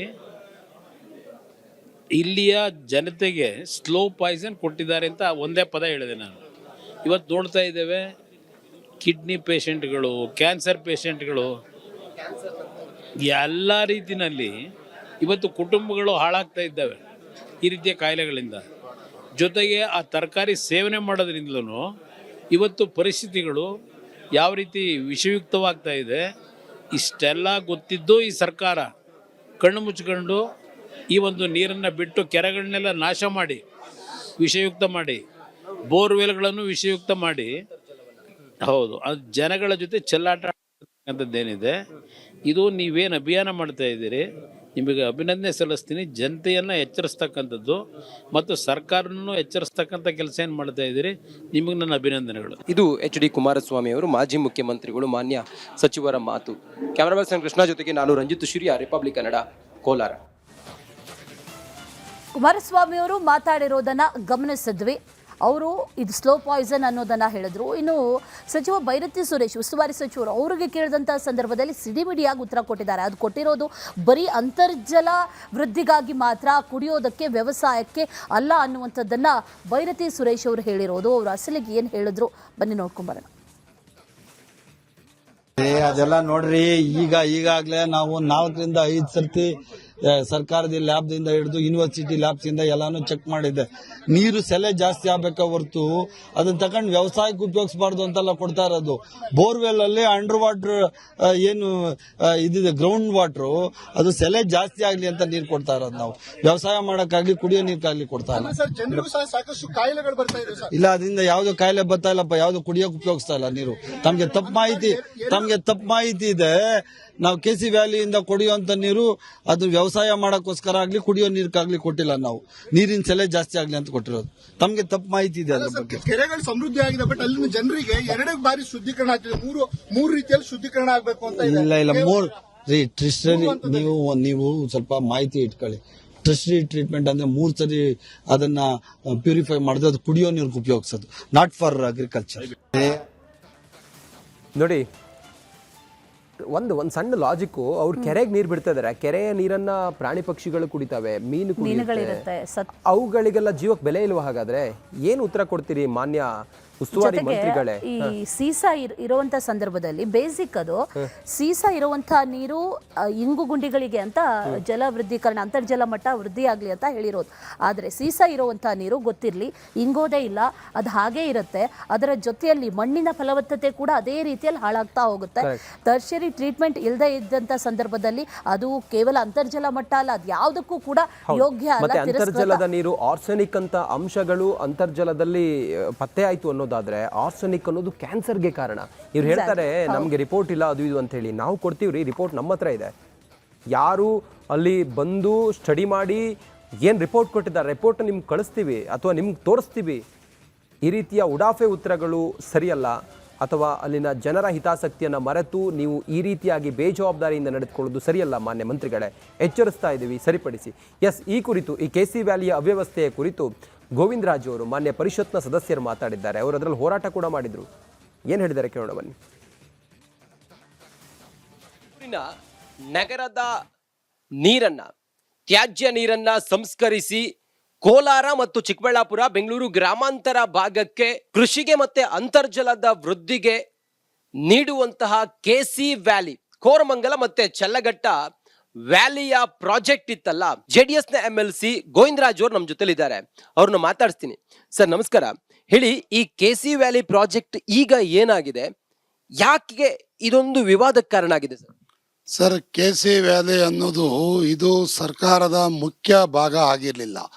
ಈ ಹಿಂದೆ ನರಸಾಪುರ ಭಾಗದಲ್ಲಿ ಈ ಇಂಡಸ್ಟ್ರಿಯಲ್ ಏರಿಯಾ ಆಗಬೇಕಾದ್ರೆ ಅಲ್ಲಿಂದ ನೀರಿನ ಸ್ವಲ್ಪ ಕೊರತೆ ಇರೋದ್ರಿಂದ ಹಿಂದಿನ ಜಿಲ್ಲಾಧಿಕಾರಿ DK ರವಿರವರು ಆ ಭಾಗದ ಕೆರೆಗಳಿಗೆ ನೀರು ತುಂಬಿಸಿದ್ರೆ ಮತ್ತೆ ಅವ್ರಿಗೆ ಅದು ಏನು ಕಾರ್ಖಾನೆಗಳು ಬರ್ತದೆ ಅವ್ರಿಗೆ ನೀರನ್ನು ಶುದ್ಧೀಕರಿಸಿ ಬಳಸ್ಕೊಳ್ಳೋದಕ್ಕೆ ಅವಕಾಶ ಆಗುವಂಥ ಒಂದು ಸಣ್ಣ ಯೋಜನೆನ ಅವರು ಇದನ್ನು ಪ್ರಾರಂಭ ಮಾಡಿದರು.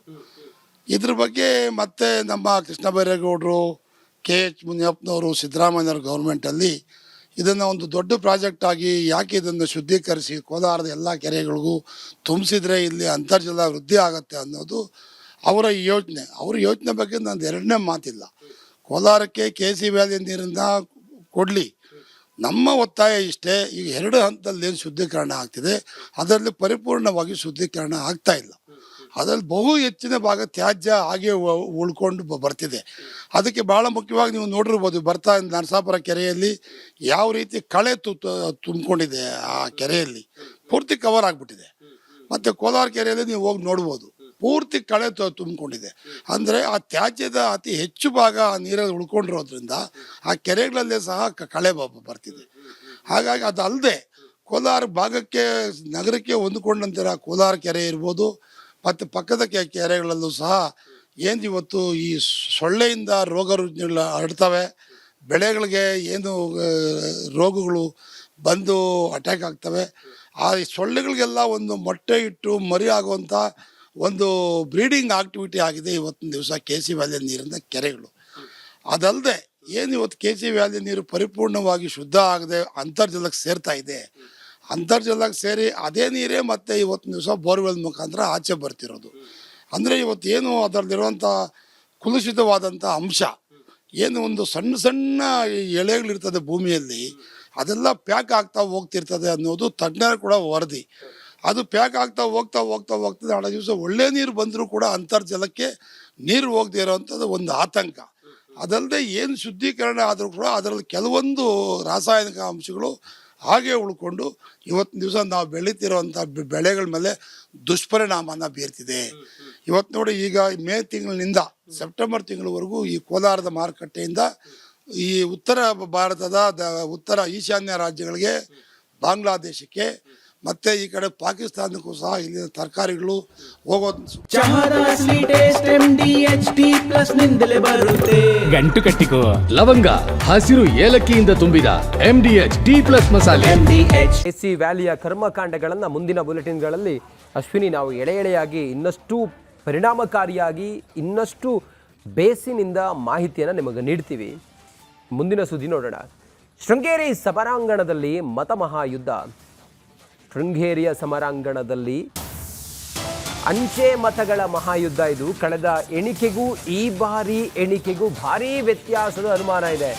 ನಡುರಾತ್ರಿಯವರೆಗೂ ನಡೆದ ಪೋಸ್ಟಲ್ ವೋಟ್ ಕೌಂಟಿಂಗ್, ಅಂಚೆ ಮತಗಳ ಎಣಿಕೆ ಬಳಿಕ ಬದಲಾಯಿತು ಫಲಿತಾಂಶ. ನಮ್ಮದೇ ಗೆಲುವು ಅಂತ ಕಾಂಗ್ರೆಸ್ ಬಿಜೆಪಿ ಸಂಭ್ರಮೋತ್ಸವದಲ್ಲಿ ಮುಳುಗಿದೆ. ಮುಚ್ಚಿದ ಲಕೋಟೆಯಲ್ಲಿ ಹೈಕೋರ್ಟ್ ತಲುಪಿದೆ ರಿಸಲ್ಟ್. ಗೆದ್ದಾಗ ಜನಾಭಿಪ್ರಾಯ ಅಂತಾರೆ, ಸೋತಾಗ ಟ್ಯಾಂಪರಿಂಗ್ ಅಂತಾರೆ. ಕಾಂಗ್ರೆಸ್ ಅಭ್ಯರ್ಥಿ ವಿರುದ್ಧ ಜೀವರಾಜ್ ಆಕ್ರೋಶವನ್ನು ಹೊರಹಾಕಿದ್ದಾರೆ. 52 ಮತಗಳಿಂದ ಮುನ್ನಡೆ ಎಂದ ಬಿಜೆಪಿ ಅಭ್ಯರ್ಥಿ. ಶೃಂಗೇರಿ ವಿಜಯದ ಗುಟ್ಟು ಇನ್ನೂ ಕೂಡ ನಿಗೂಢವಾಗಿದೆ.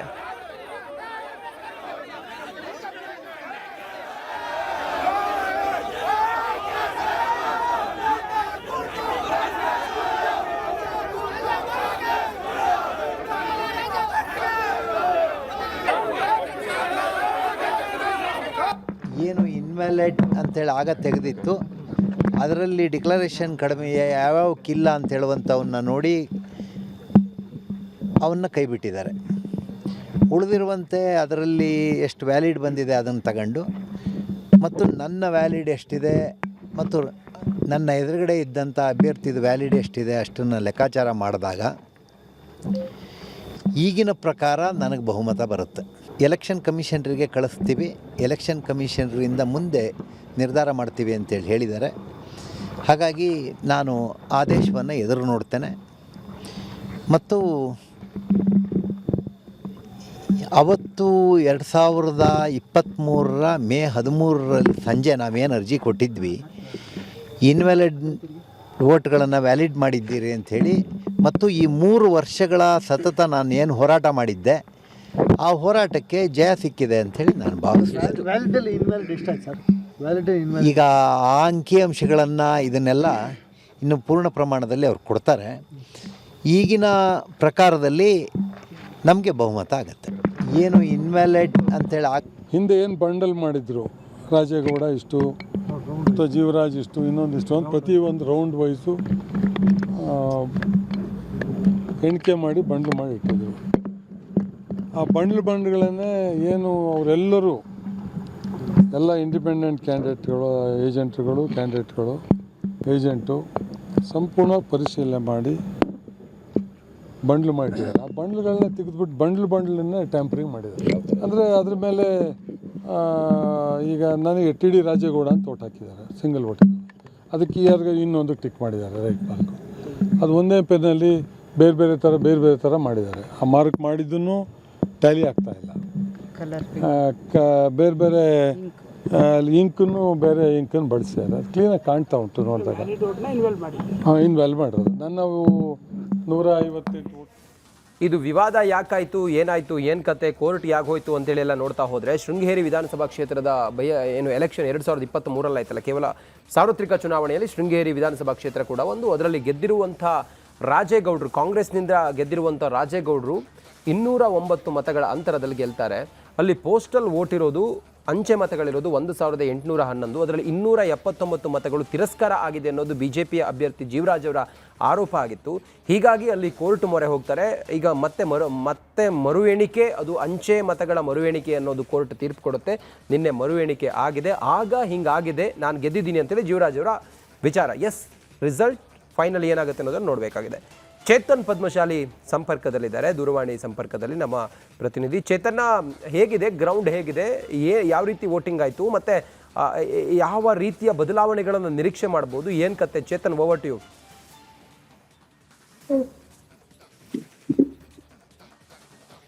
ಚೇತನ್, ಧ್ವನಿ ಕೇಳಿಸ್ತಾ ಇದ್ರೆ, ಅಂಚೆ ಮತಗಳ ಎಣಿಕೆ ಹೇಗಾಯಿತು, ರಿಸಲ್ಟ್ ಏನಾಗ್ಬೋದು? ರಂಜಿತ್, ಈಗಾಗಲೇ ಏನು ನಿನ್ನೆ ಬೆಳಿಗ್ಗೆ 7 ಗಂಟೆಗೆ ಪ್ರಾರಂಭವಾದ ಈ ಮತ ಎಣಿಕೆ ಪ್ರಕ್ರಿಯೆ ಮಧ್ಯರಾತ್ರಿ 1 ಗಂಟೆವರೆಗೂ ಕೂಡ ನಡೆದಿದೆ. ಕೇವಲ 1822 ಪತ್ರಗಳ ಎಣಿಕೆಯಲ್ಲಿ ಸಾಕಷ್ಟು ಗೊಂದಲಗಳು ಕೂಡ ಅದು.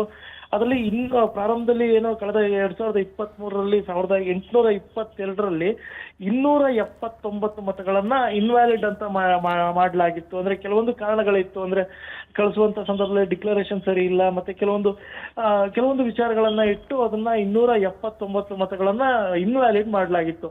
ಆ 279 ಮತಗಳ ಆಧರಿಸಿ ಅದು ಇನ್ವಾಲ್ವ್ ಮಾಡಿರೋ ಮತಗಳನ್ನ ಆಧರಿಸಿ DN ಜೀವರಾಜ್ ಅವರು ನ್ಯಾಯಾಲಯಕ್ಕೆ ಹೋಗ್ತಾರೆ. ಸತತವಾಗಿ 3 ವರ್ಷ ವಿಚಾರಣೆ ನಡೆದು ಈಗ ಹೈಕೋರ್ಟ್ ಅನ್ನು ಏಪ್ರಿಲ್ 6ನೇ ತಾರೀಕು ಸೂಚನೆ ನೀಡಿತು. ಅದರ ಹಿನ್ನೆಲೆಯಲ್ಲಿ ನಿನ್ನೆ ಅಂಚೆ ಮತಗಳ ಮರು ಎಣಿಕೆ ಪ್ರಕ್ರಿಯೆ ಕೂಡ ಮಾಡಲಾಯಿತು. ಬೆಳಗಿನಿಂದಲೂ ಕೂಡ ಒಂದೆಡೆ ಹೈ ಡ್ರಾಮಾ ಶುರುವಾಯಿತು. ಅಂದ್ರೆ ಯಾವಾಗ ಚುನಾವಣಾ ಉಗ್ರಾಣದಲ್ಲಿದ್ದಂತ ಸಂದರ್ಭದಲ್ಲಿ ಅದನ್ನ ಬಾಕ್ಸ್ ಗಳನ್ನ ತರೋ ಸಂದರ್ಭದಲ್ಲಿ ಅಲ್ಲಿ ಓಪನ್ ಆಗಿದೆ ಅನ್ನುವಂತ ಆರೋಪ ಬಂತು. ಮತ್ತೆ ಇಲ್ಲಿ ಸೀಲ್ಗಳು ಸರಿ ಮಾಡಿಲ್ಲ ಅಂತ ಆರೋಪಗಳನ್ನ ಕಾಂಗ್ರೆಸ್ ಕೂಡ ಮಾಡ್ತು, ಬಿಜೆಪಿ ಮಾಡ್ತು, ಮತ್ತೆ ಉಳಿದಂತ JDS ಇರ್ಬೋದು, ಅಂದು ಪಕ್ಷೇತರವಾಗಿ ಸ್ಪರ್ಧಿಸಿದಂತರು ಕೂಡ ಈ ಆರೋಪನ ಮಾಡಿದ್ರು. ಎಲ್ಲ ಆರೋಪಗಳ ನಡುವೆಯೂ ಕೂಡ ಈ ಮತ ಎಣಿಕೆ ಕಾರ್ಯವನ್ನ ಮಾಡ್ಲಿಕ್ಕೆ ಏನು ಚುನಾವಣಾ ಅಧಿಕಾರಿ RO ಯಾರಿದ್ದಾರೆ ಮತ್ತೆ ಜಿಲ್ಲಾಧಿಕಾರಿ ಚಿಕ್ಕಮಗಳೂರಿನ ಅಧಿಕಾರಿಗಳು ಮುಂದಾದ್ರು. ಯಾವಾಗ ಮತಯಂತ್ರ IDSC ಕಾಲೇಜಿಗೆ ಬಂತು, ಮೊದಲು 279 ಮತಗಳನ್ನ ತೆಗೆದ್ರು. ಅಂದ್ರೆ ಪುನರ್ ಪರಿಶೀಲನೆ ಮಾಡಬೇಕು ಅನ್ನೋ ಸೂಚನೆಯನ್ನು ಕೂಡ ಹೈಕೋರ್ಟ್ ಕೊಟ್ಟಿತ್ತು. ಹಾಗಾಗಿ ಪುನರ್ ಪರಿಶೀಲನೆ ಮಾಡ್ಲಿಕ್ಕೆ ಮುಂದಾದಾಗ ಈ 279 ಮತಗಳೇನಿದ್ದು ಅದ್ರಲ್ಲಿ 12 ಮತಗಳು ನಾಪತ್ತೆ ಆದವು. ಇಲ್ಲಿ ಹೋದು ಅಂತ ಇಲ್ಲಿವರೆಗೂ ಕೂಡ ಯಾರಿಗೂ ಕೂಡ ಗೊತ್ತಿಲ್ಲ. ಅದಕ್ಕೆ ಸಂಬಂಧಪಟ್ಟಂತೆ ಅಧಿಕಾರಿಗಳು ಕೂಡ ಯಾರು ಸ್ಪಷ್ಟನೆ ಕೂಡ ನೀಡಿಲ್ಲ. ಹಾಗಾಗಿ ನಿನ್ನೆ ಮಧ್ಯಾಹ್ನದವರೆಗೂ ಕೂಡ ಯಾವುದೇ ರೀತಿಯ ಮತ ಎಣಿಕೆ ಕಾರ್ಯ ನಡೆಯಲಿಲ್ಲ. ಕೇವಲ 12 ಮತಗಳ ಹುಡುಕಾಟವನ್ನು ಮಾತ್ರ ಮಾಡಿದ್ರು. ಮಧ್ಯಾಹ್ನದ ನಂತರ ಮತಪತ್ರಗಳೇ ಸಿಗದ ಹಿನ್ನೆಲೆಯಲ್ಲಿ ಉಳಿದಂತ ಏನು ಉಳಿದ ಮತವಿದೆ ಅದನ್ನ ಪರಿಶೀಲನೆ ಮಾಡಿದಾಗ ಅವು ಕೂಡ ನಿನ್ನೆ ಕೂಡ ತಿರಸ್ಕಾರ ಆಯ್ತು. ನಂತರ 1540 ಮತಗಳನ್ನ ಎಣಿಕೆ ಕೂಡ ಮಾಡ್ತಾರೆ. ಆ ಸಂದರ್ಭದಲ್ಲಿ ಅಸಿಂಧು ಮತಗಳು ಹೆಚ್ಚಾಗಿ TD ರಾಜೇಗೌಡರಿಗೆ ಹೋದ್ರಿಂದ ಕಳೆದ ಬಾರಿ ಸಿಕ್ಕಂತ ಓಟ್ಗಿಂತ ಈ ಬಾರಿ ಸುಮಾರು 250 ಮತಗಳು ಕಡಿಮೆ ಬಂದಿರೋದು. ಹಾಗಾಗಿ EVM ಮಿಷಿನ್ ಮತ್ತೆ ಈ ಒಂದು ಅಂಚೆ ಪತ್ರಗಳ ಲೆಕ್ಕವನ್ನು ಹಾಕಿದ್ರೆ ಜೀವರಾಜ್ ಅವರು 52 ಮತಗಳಿಂದ ಮುಂದಿದ್ದಾರೆ. ಏನು ನಿನ್ನೆ ಆದಂತ ಫಲಿತಾಂಶಕ್ಕೆ ಸಂಬಂಧಪಟ್ಟಂತೆ ಎಲ್ಲಾ ವರದಿಗಳನ್ನ ಬೆಂಗಳೂರು ಚುನಾವಣಾ ಆಯೋಗಕ್ಕೆ ಕೂಡ ಕಳಿಸ್ಕೊಡ್ಲಾಗಿದೆ. ಅಲ್ಲಿ ಚುನಾವಣಾ ಆಯೋಗನೇ ಒಂದು ಡಿಕ್ಲೇರ್ ಮಾಡುತ್ತಾ ಅಂದ್ರೆ ಘೋಷಣೆ ಮಾಡುತ್ತಾ ಅಥವಾ ಹೈಕೋರ್ಟ್ಗೆ ಸಂಬಂಧಪಟ್ಟಂತ ವರದಿಯನ್ನು ಕೊಟ್ಟು ಹೈಕೋರ್ಟ್ ಮೂಲಕ ಈ ಒಂದು ಫಲಿತಾಂಶವನ್ನ ಹೊರಬೀಳುತ್ತಾ ಅನ್ನೋದು ಕಾದು ನೋಡ್ಬೇಕಾಗುತ್ತೆ ರಂಜಿತ್. ಎಸ್, ಥ್ಯಾಂಕ್ ಯು ನಿಮ್ಮೆಲ್ಲ ಮಾಹಿತಿಗಾಗಿ ಚೇತನ್.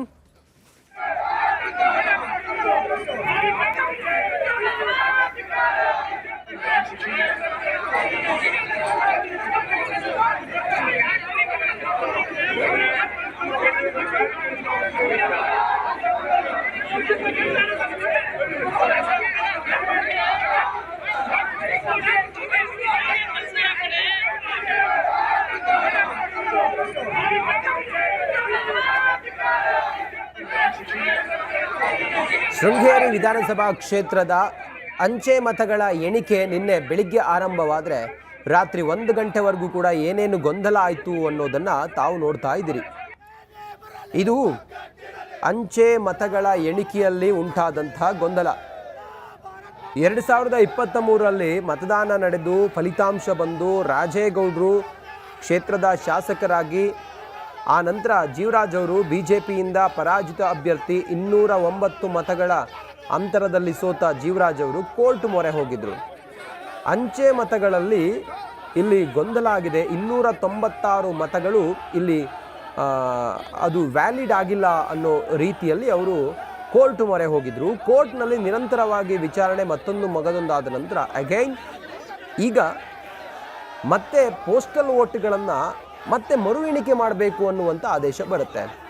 ಅದರಂತೆ ಮರು ಎಣಿಕೆ ಮಾಡಿದ ಸಮಯದಲ್ಲಿ ನಿನ್ನೆ ಏನೇನು ಗೊಂದಲ ಆಯಿತು ಅಲ್ಲಿ ಅನ್ನೋದನ್ನು ತಾವು ಗಮನಿಸ್ತಾ ಇದ್ರಿ. ನಾವೇ ಗೆದ್ವಿ ಅಂಥೇಳಿ BJPಯವ್ರು ಹೇಳ್ತಾ ಇದ್ರೆ ಇದರಲ್ಲಿ ಯಾವುದೇ ಹುರುಳಿಲ್ಲ ಅನ್ನೋದು ಕಾಂಗ್ರೆಸ್ನವರ ಆರೋಪ, ರಾಜೇಗೌಡರ ಆರೋಪ. ಕಾಂಗ್ರೆಸ್ ಮತ್ತು BJP ನಡುವೆ ನೇರವಾದಂಥ ಗೊಂದಲ ಆಗಿದ್ದು ಸದ್ಯಕ್ಕೆ ಈಗ ಕೋರ್ಟ್ಗೆ ಮುಚ್ಚಿದ ಲಕೋಟೆಯಲ್ಲಿ ರಿಸಲ್ಟ್ ಏನು ಅನ್ನೋದನ್ನು ಕಳಿಸ್ಕೊಟ್ಟಿದ್ದಾರೆ. ಅಕ್ರಮ ಆಗಿದ್ದೇ ಹೌದಾಗಿದ್ದರೆ ಜೀವರಾಜ್ ಅವರು ಮತ್ತೆ ಗೆಲ್ತಾರೆ, ಜೀವರಾಜ್ ಅವರು ಕ್ಷೇತ್ರದ ಶಾಸಕರಾಗ್ತಾರೆ. ಒಂದು ವೇಳೆ ಏನು ಅಕ್ರಮ ಆಗದೇ ಇದ್ದಿದ್ದರೆ ರಾಜೇಗೌಡರು ಶೃಂಗೇರಿ ಕ್ಷೇತ್ರದ ಶಾಸಕರು ಅವರೇ ಮುಂದುವರಿತಾರೆ. ಆದರೆ ಈ ಗಲಾಟೆ ಗೌಜಿ, ಈ ಗಲಾಟೆ ಹೊಡೆದಾಟ ಬಡದಾಟ ನೂಕಾಟ ತಳ್ಳಾಟ ಇದೆಲ್ಲ ಯಾಕಂತ ಗೊತ್ತಾಗಿಲ್ಲಪ್ಪ. ನಮ್ಮ ಪ್ರತಿನಿಧಿ ಮಾಹಿತಿಯನ್ನು ಕೊಡ್ತಾ ಇದ್ರು. ಇದು ಕೋರ್ಟೇ ಅನೌನ್ಸ್ ಮಾಡ್ಬೋದು, ಹೈಕೋರ್ಟೇ ರಿಸಲ್ಟ್ ಫಲಿತಾಂಶ ಏನು ಅಂಥೇಳಿ ಹೇಳಬಹುದು. ಇಲ್ಲ ಅಂತ ಹೇಳಿದರೆ ಚುನಾವಣಾ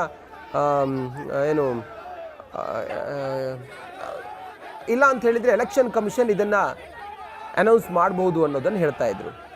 ಒಟ್ಟಾರೆ ಈ ಗೊಂದಲ ಈ ಸ್ವರೂಪಕ್ಕೆ ಹೋಗಿತ್ತು ರಾತ್ರಿ 1 ಗಂಟೆವರೆಗೂ ಕೂಡ, ಹೊಯ್ಕೈ ಆಗೋವರೆಗೂ ಹೋಗಿತ್ತು. ಇನ್ನು ಅಂಚೆ ಮತಗಳ ಎಣಿಕೆ ಆನಂತರ ಮುಂದೇನು ಅನ್ನೋದ್ರ ಬಗ್ಗೆ ಡಿ ಕೆ ಶಿವಕುಮಾರ್ ಅವರು ಮಾತಾಡಿದ್ದಾರೆ. ಬನ್ನಿ ನೋಡೋಣ. ಶೃಂಗೇರಿದು ಒಂದು ದೊಡ್ಡ ಕಾನ್ಸ್ಪಿರಸಿ, ಇಡೀ ದೇಶಕ್ಕೆ ಇಂಥ ಕ್ರಿಮಿನಲ್ ಆಕ್ಟಿವಿಟೀಸು ಮಾಡ್ತಾರೆ ಅನ್ನೋದು ಯಾರು ಊಹೆ ಮಾಡಲಿಕ್ಕೆ ಸಾಧ್ಯ ಇಲ್ಲ. ಸೊ ಮಾಜಿ ಶಾಸಕರಾದಂಥ ಜೀವರಾಜ್ ಅವರು ಯಾವ ರೀತಿ ಅಧಿಕಾರಿಗಳನ್ನು, ಅವ್ರ ಹತ್ರ ಕೆಲಸ ಮಾಡ್ತಿದ್ದಂಥ ಅಧಿಕಾರಿಗಳನ್ನ ದುರುಪಯೋಗ ಮಾಡ್ಕೊಂಡು ಮಾಡಿದ್ದಾರೆ ಅನ್ನೋದಕ್ಕೆ ಇದೊಂದು ದೊಡ್ಡ, ಇಡೀ ದೇಶಕ್ಕೆ ಒಂದು ದೊಡ್ಡ ಸಾಕ್ಷಿ ಇದು. ಇದ್ರ ಬಗ್ಗೆ ನನಗೆಲ್ಲ ರಿಪೋರ್ಟ್ ಬಂದಿದೆ, ನಾನೀಗ ಸ್ಟಡಿ ಮಾಡ್ತಾ ಇದ್ದೀನಿ. ಈಗಾಗಲೇ ಎಲ್ಲ ಕಂಪ್ಲೀಟು ಯಾವ ರೀತಿ ಬ್ಯಾಲೆಟ್ ಬಾಕ್ಸ್ನ ಓಪನ್ ಮಾಡಿಸಿ ಏನೆಲ್ಲ ಮಾಡ್ಬೋದು, ಯಾವ ರೀತಿ ಕೋರ್ಟ್ಗೆ ಹೋಗಿ ಬರೀ ಪೋಸ್ಟಲ್ ಬ್ಯಾಲೆಟ್ನೇ ತಿರ್ಗಾ ಕೌಂಟ್ ಆಗಿದ್ದನ್ನ ತಿರ್ಗಾ ಇದನ್ನು ನೋಡಬೇಕು ಅಂತೇಳಿ ಮಾಡಿ ಅವ್ರದ್ದೇ ಆದಂಥ ಏಜೆಂಟು ಸಿಗ್ನೇಚರ್ ಮಾಡಿದ್ನ ಯಾವ ರೀತಿ ಒಂದು ಮಾಡಿದಾರಲ್ಲ, ಇಡೀ ದೇಶಕ್ಕೆ ಒಂದು ಸಿಸ್ಟಮೆಟಿಕ್ ಕ್ರೈಮ್ ಇದು, ಕ್ರಿಮಿನಲ್ ಆಕ್ಟಿವಿಟಿ. ಈ ನನಗೇನು ರಿಪೋರ್ಟ್ ಬಂದಿದೆ ಆ ರಿಪೋರ್ಟ್ನ ನೋಡ್ಬಿಟ್ಟು ನಾನು ಮತ್ತೆ ಅಲ್ಲೆಲ್ಲರೂ ಬೇರೆ ಈಗ ಕಡಲೆ ಇರಲಿ, ಹಲಸಂಡೆ ಬೀಜ, ಕಪ್ಪು ಕಡಲೆ ಅಥವಾ ಬಿಳಿ ಕಡಲೆ, ಎಲ್ಲವೂ ಸ್ವಾದಿಷ್ಟವಾಗುತ್ತೆ. ಎಚ್ ಡಿ ಕುಮಾರಸ್ವಾಮಿ ಅವರ ಗುಣಗಾನವನ್ನ ಶಿವಲಿಂಗೇಗೌಡರು ಮಾಡಿದ್ದಾರೆ. ಅವ್ರದ್ದೊಂದು ಪ್ರತಿಮೆ ಕಟ್ಟಬೇಕು, ಇಂಥದ್ದೆಲ್ಲ ವಿಚಾರಗಳನ್ನ ಮಾತಾಡಿದ್ದಾರೆ. ಈಗ ಶಿವಲಿಂಗೇಗೌಡರು ಎಚ್ ಡಿ ಕುಮಾರಸ್ವಾಮಿ ಅವರನ್ನ ಹಾಡಿ ಹೊಗಳಿದ್ದಾರೆ. ಇಂಥದ್ದೊಂದು ಘಟನೆಗೆ ಸಾಕ್ಷಿಯಾಗಿದೆ. ಪ್ರತಿಮೆ ಕಟ್ಟುವ ಭಾಗ್ಯ ನನ್ನದಾಗಬೇಕು ಅಂತ ಹೇಳಿದ್ದಾರೆ. ಎಚ್ ಡಿ ದೇವೇಗೌಡರ ಬಗ್ಗೆ ಮಾತಾಡಿರೋದು ಶಿವಲಿಂಗೇಗೌಡರು. ಮಾಜಿ ಪ್ರಧಾನಿ ಪರ ಬಹುಪರ ಕಂದಿದ್ದಾರೆ ಶಿವಲಿಂಗೇಗೌಡರು. ಇದು ಈಗ ಸಾಕಷ್ಟು ಅನುಮಾನಗಳಿಗೆ ಕಾರಣವಾಗ್ತಾ ಇದೆ. ಮಂತ್ರಿಗಿರಿ ಆಸೆಯಲ್ಲಿದ್ರು, ಆದರೆ ಈಗ ಶಿವಲಿಂಗೇಗೌಡರು ಈ ರೀತಿ ಮಾತಾಡ್ತಾ ಇರೋದ್ರಿಂದ ಮತ್ತೆ JDS ಸೇರುವಂತ ಯೋಚನೆಗಳನ್ನ ಏನಾದರೂ ಮಾಡ್ತಾ ಇದ್ದಾರಾ, ವಾಪಸ್ ಗರ್ವಾಪ್ಸಿ ಆಗ್ತಾರಾ ಅನ್ನುವಂಥ ಒಂದಷ್ಟು ಪ್ರಶ್ನೆಗಳಿದೆ. ಪುನರಚನೆ ಆದರೆ ಮಂತ್ರಿಗಿರಿ ಮೇಲೆ ಕಣ್ಣಿಟ್ಟಿದ್ರು ಶಿವಲಿಂಗೇಗೌಡರು. ತೀವ್ರ ಕುತೂಹಲ ಅಂತೂ ಮೂಡಿಸಿದೆ ಈಗ ಶಿವಲಿಂಗೇಗೌಡರ ಈ ಮಾತು. ಮತ್ತೊಂದನ್ನು ಹೇಳ್ತಾರೆ ಒಬ್ರು ಪುಣ್ಯಾತ್ಮರು, ನಾನು ಒಂದು ಮನವಿ ಕೊಡ್ತೀನಿ, ದೇವೇಗೌಡರದೊಂದು ಸ್ಟ್ಯಾಚ್ಯೂ ಕಟ್ಟಬೇಕು. ದೇವೇಗೌಡರು ಈ ದೇಶದ ಕರ್ನಾಟಕ ರಾಜ್ಯದಲ್ಲಿ ಮತ್ತೊಬ್ರು ಪ್ರಧಾನಮಂತ್ರಿ ಆಗ್ತಾರೋ ಇಲ್ವೋ ಗೊತ್ತಿಲ್ಲ, ಆದ್ರೆ ಅವರು ಪ್ರಧಾನಮಂತ್ರಿ ಆಗಿದ್ದಾರೆ, ಇಡೀ ಅತ್ಯುನ್ನತ ಸ್ಥಾನಕ್ಕೆ ಹೋಗಿದ್ದಾರೆ. ಅಂತ ಪುಣ್ಯಾತ್ಮರ ಒಂದು ಸ್ಟ್ಯಾಚ್ಯೂನ ಕಟ್ಸೋಂತ ಭಾಗ್ಯ ನನಗೆ ಬಂದ್ರೆ ಅದಕ್ಕಿಂತ ಇನ್ನೇನೈತ್ರಿ, ಕಟ್ಸೋಣ.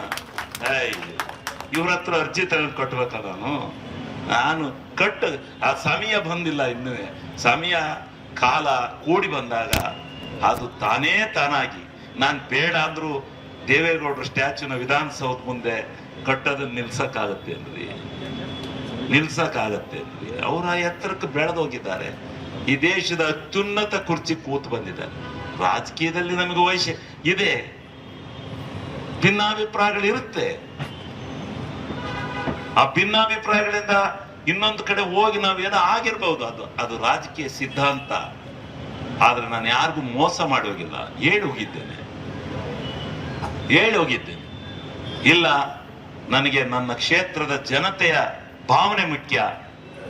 ಈ ಸಾರಿ ಅರಸೀಕೆರೆ ಕ್ಷೇತ್ರಕ್ಕೆ ಎಲ್ಲ ಹೋಬಳಿಗಳಿಗೆ ನೀರನ್ನು ತರಬೇಕು ಅಂತಕ್ಕಂಥದ್ದು ನನ್ನ ದೃಢವಾದ ಸಂಕಲ್ಪ. ಅದಕ್ಕೋಸ್ಕರ ನಾನು ಹೋಗ್ಲೇಬೇಕು. ಇದೇ ವಿಚಾರಕ್ಕೆ ಸಂಬಂಧಪಟ್ಟಂತೆ ಡೀಟೇಲ್ಸ್ ಅನ್ನ ಕೊಡ್ತಾರೆ ನಮ್ಮ ಪ್ರತಿನಿಧಿ ಖುಷ್ವಂತ್, ನೇರ ಸಂಪರ್ಕದಲ್ಲಿ ಜಾಯಿನ್ ಆಗ್ತಾ ಇದೆ. ಖುಷ್ವಂತ್, ದೇವೇಗೌಡರು ಅಪ್ರತಿಮ ನಾಯಕರು, ಅದರಲ್ಲಿ ನೋ ಡೌಟ್. ಅವರ ಜ್ಞಾನ, ಅದರ ಜೊತೆ ನೀಡಿದಂತಹ ಕೊಡುಗೆ ಕರ್ನಾಟಕ ಸ್ಮರಿಸುತ್ತೆ, ಹೌದು. ಆದ್ರೆ ಶಿವಲಿಂಗೇಗೌಡರು ನೆನೆಸ್ಕೊಳ್ತಾ ಇರುವಂತಹ ರೀತಿ ಇದೆಯಲ್ಲ, ಇದು ಬಹಳ ಕುತೂಹಲಕ್ಕೆ ಕಾರಣ ಆಗ್ತಾ ಇದೆ. ಎಲ್ಲೋ ಒಂದ್ ಕಡೆ ಗರ್ವಾಪ್ಸಿ ಆಗ್ತಾರಾ, ಅಥವಾ ತನಗೆ ಸಚಿವ ಸ್ಥಾನ ಸಿಗದೇ ಇದ್ದರೆ ಮುಂದಿನ ಹಾದಿ ಇದು ಅನ್ನುವಂಥ ಸೂಚನೆಯನ್ನ ಏನಾದರೂ ಕೊಟ್ರ ಅನ್ನೋ ಪ್ರಶ್ನೆ ಕಾಡ್ತಾ ಇದೆ ಖುಷ್ವಂತ್. ಮುಖ್ಯವಾಗಿ ಶಿವಲಿಂಗೇಗೌಡರನ್ನ ಹೊಗಳಿದ್ದಾರೆ. ಇದಕ್ಕೆ ಮುಖ್ಯ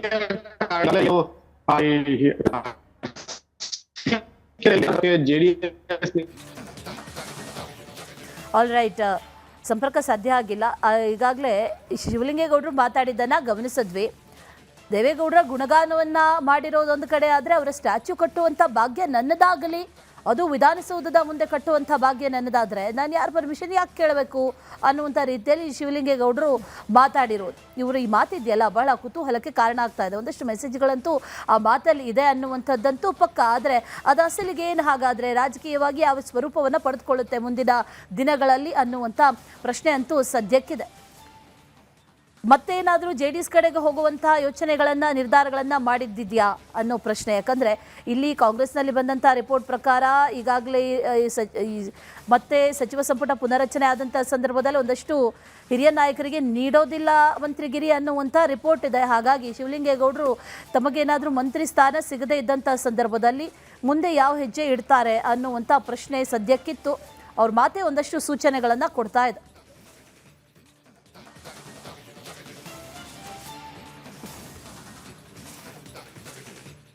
ಮಲ್ಲಿಕಾರ್ಜುನ ಖರ್ಗೆ ಅವರು ಹೇಳಿದ್ದು ಆಯಿತು. ಸದ್ಯಕ್ಕೆ ರಾಜ್ಯದಲ್ಲಿ ಮುಖ್ಯಮಂತ್ರಿಗಳ ಕುರ್ಚಿ ವಿಚಾರವಾಗಿ ಯಾವುದೇ ಮಾತುಗಳಿದ್ರು, ಯಾವುದೇ ವಿಚಾರ ಇದ್ರು ಇಲ್ಲಿಗೆ ನಿಲ್ಲಿಸಿ ಅಂಥ ಸಂದರ್ಭ ಸಮಯ ಇಲ್ಲ ಅನ್ನೋದು. ಆದರೆ ಈ ಕುರ್ಚಿ ಕಾಳಗಕ್ಕೆ ಈಗ ಸ್ಫೋಟಕ ಟ್ವಿಸ್ಟ್ ಸಿಕ್ಕಿದೆ.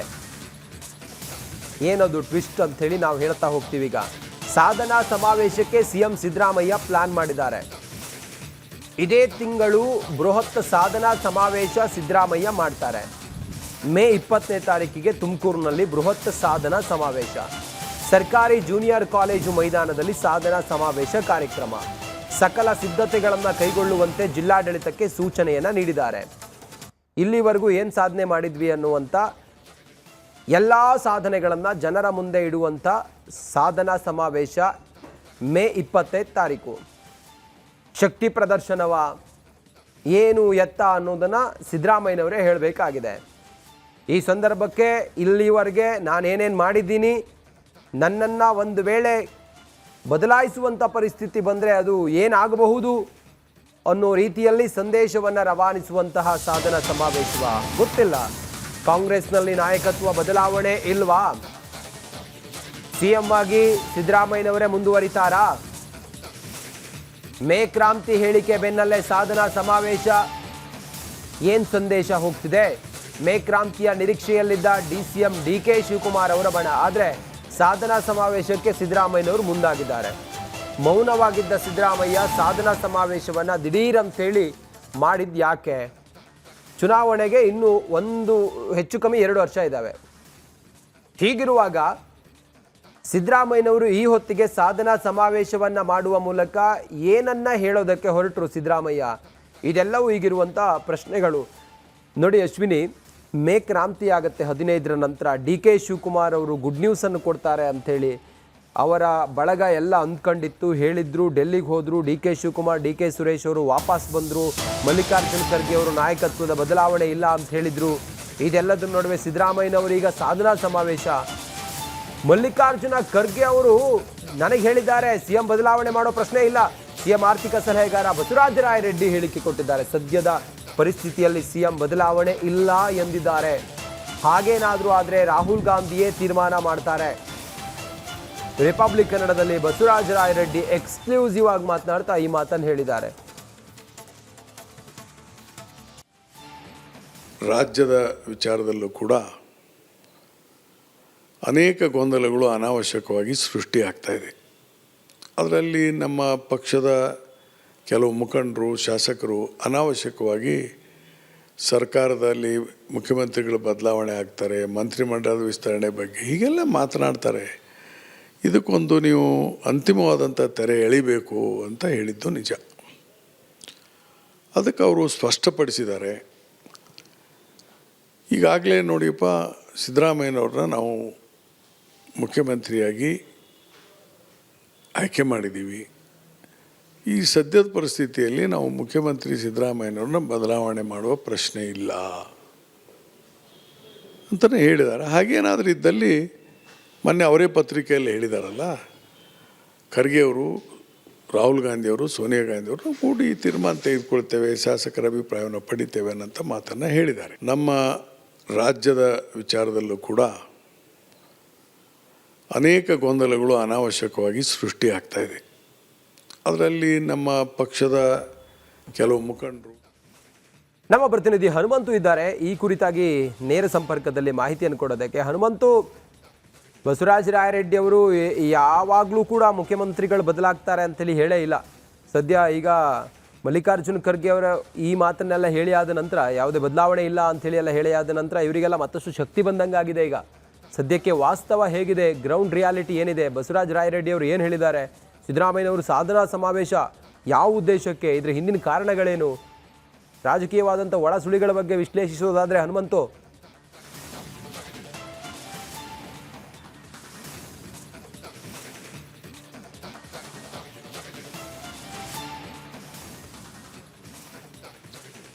ಖಂಡಿತ ರಂಜಿತ್, ಇಲ್ಲಿ ಗಮನಿಸಬೇಕಾದಂತಹ ವಿಚಾರ ಏನಂತಂದು ಹೇಳಿದ್ರೆ, ಕೈಪಾಳ್ಯದಲ್ಲಿ ನಡೀತಾ ಇರುವಂತಹ ನಾಯಕತ್ವ ಜಟಾಪಟ್ಟಿಯ ವಿಚಾರ ಆಂತರಿಕವಾಗಿ ಜೋರಾಗಿತ್ತು. ಅದು ಮೇ 4ರ ನಂತರದಲ್ಲಿ ತೀವ್ರತೆ ಪಡೆಯುತ್ತೆ ಅನ್ನುವಂಥ ಚರ್ಚೆಗಳಿತ್ತು.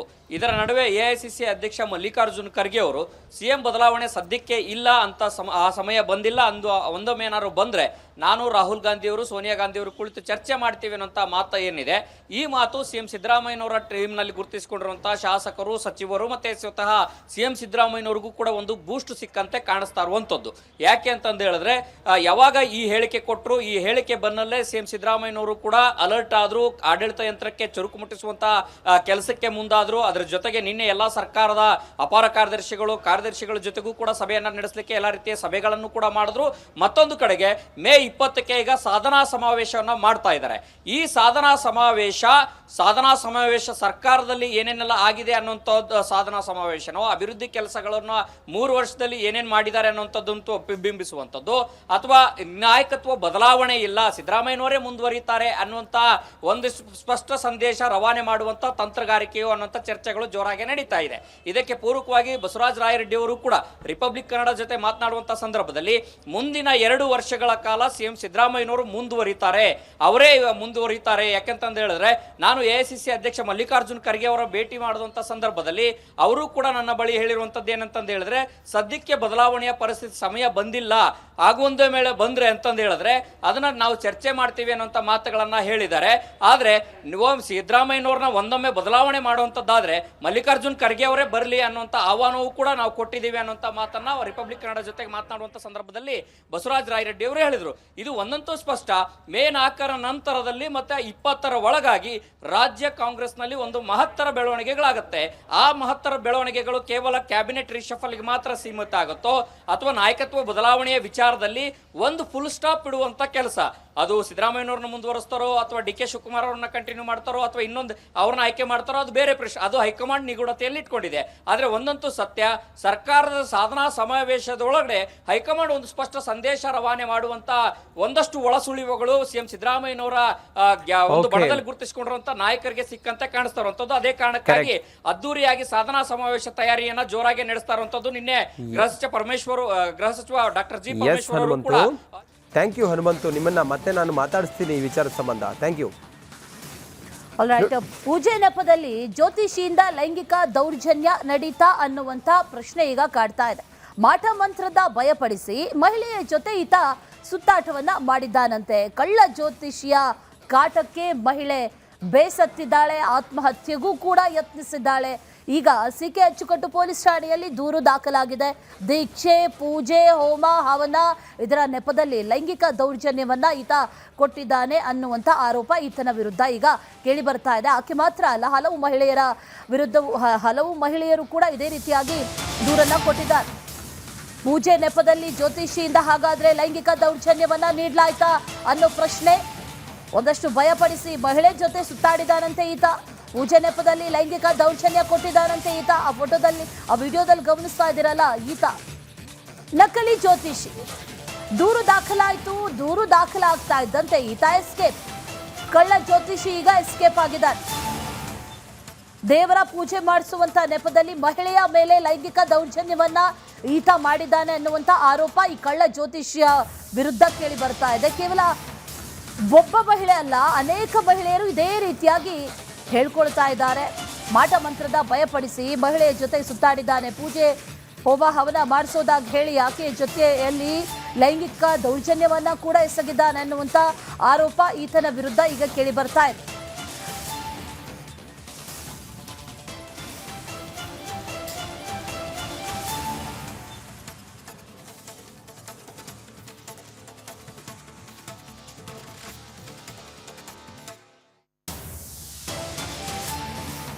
ಇದರ ಕೆಂಪು ಬಣ್ಣ ಅದ್ಭುತ, ಖಾರ ಕಡಿಮೆ ಆದರೂ ರುಚಿಕರ. MDH ಕಾಶ್ಮೀರಿ.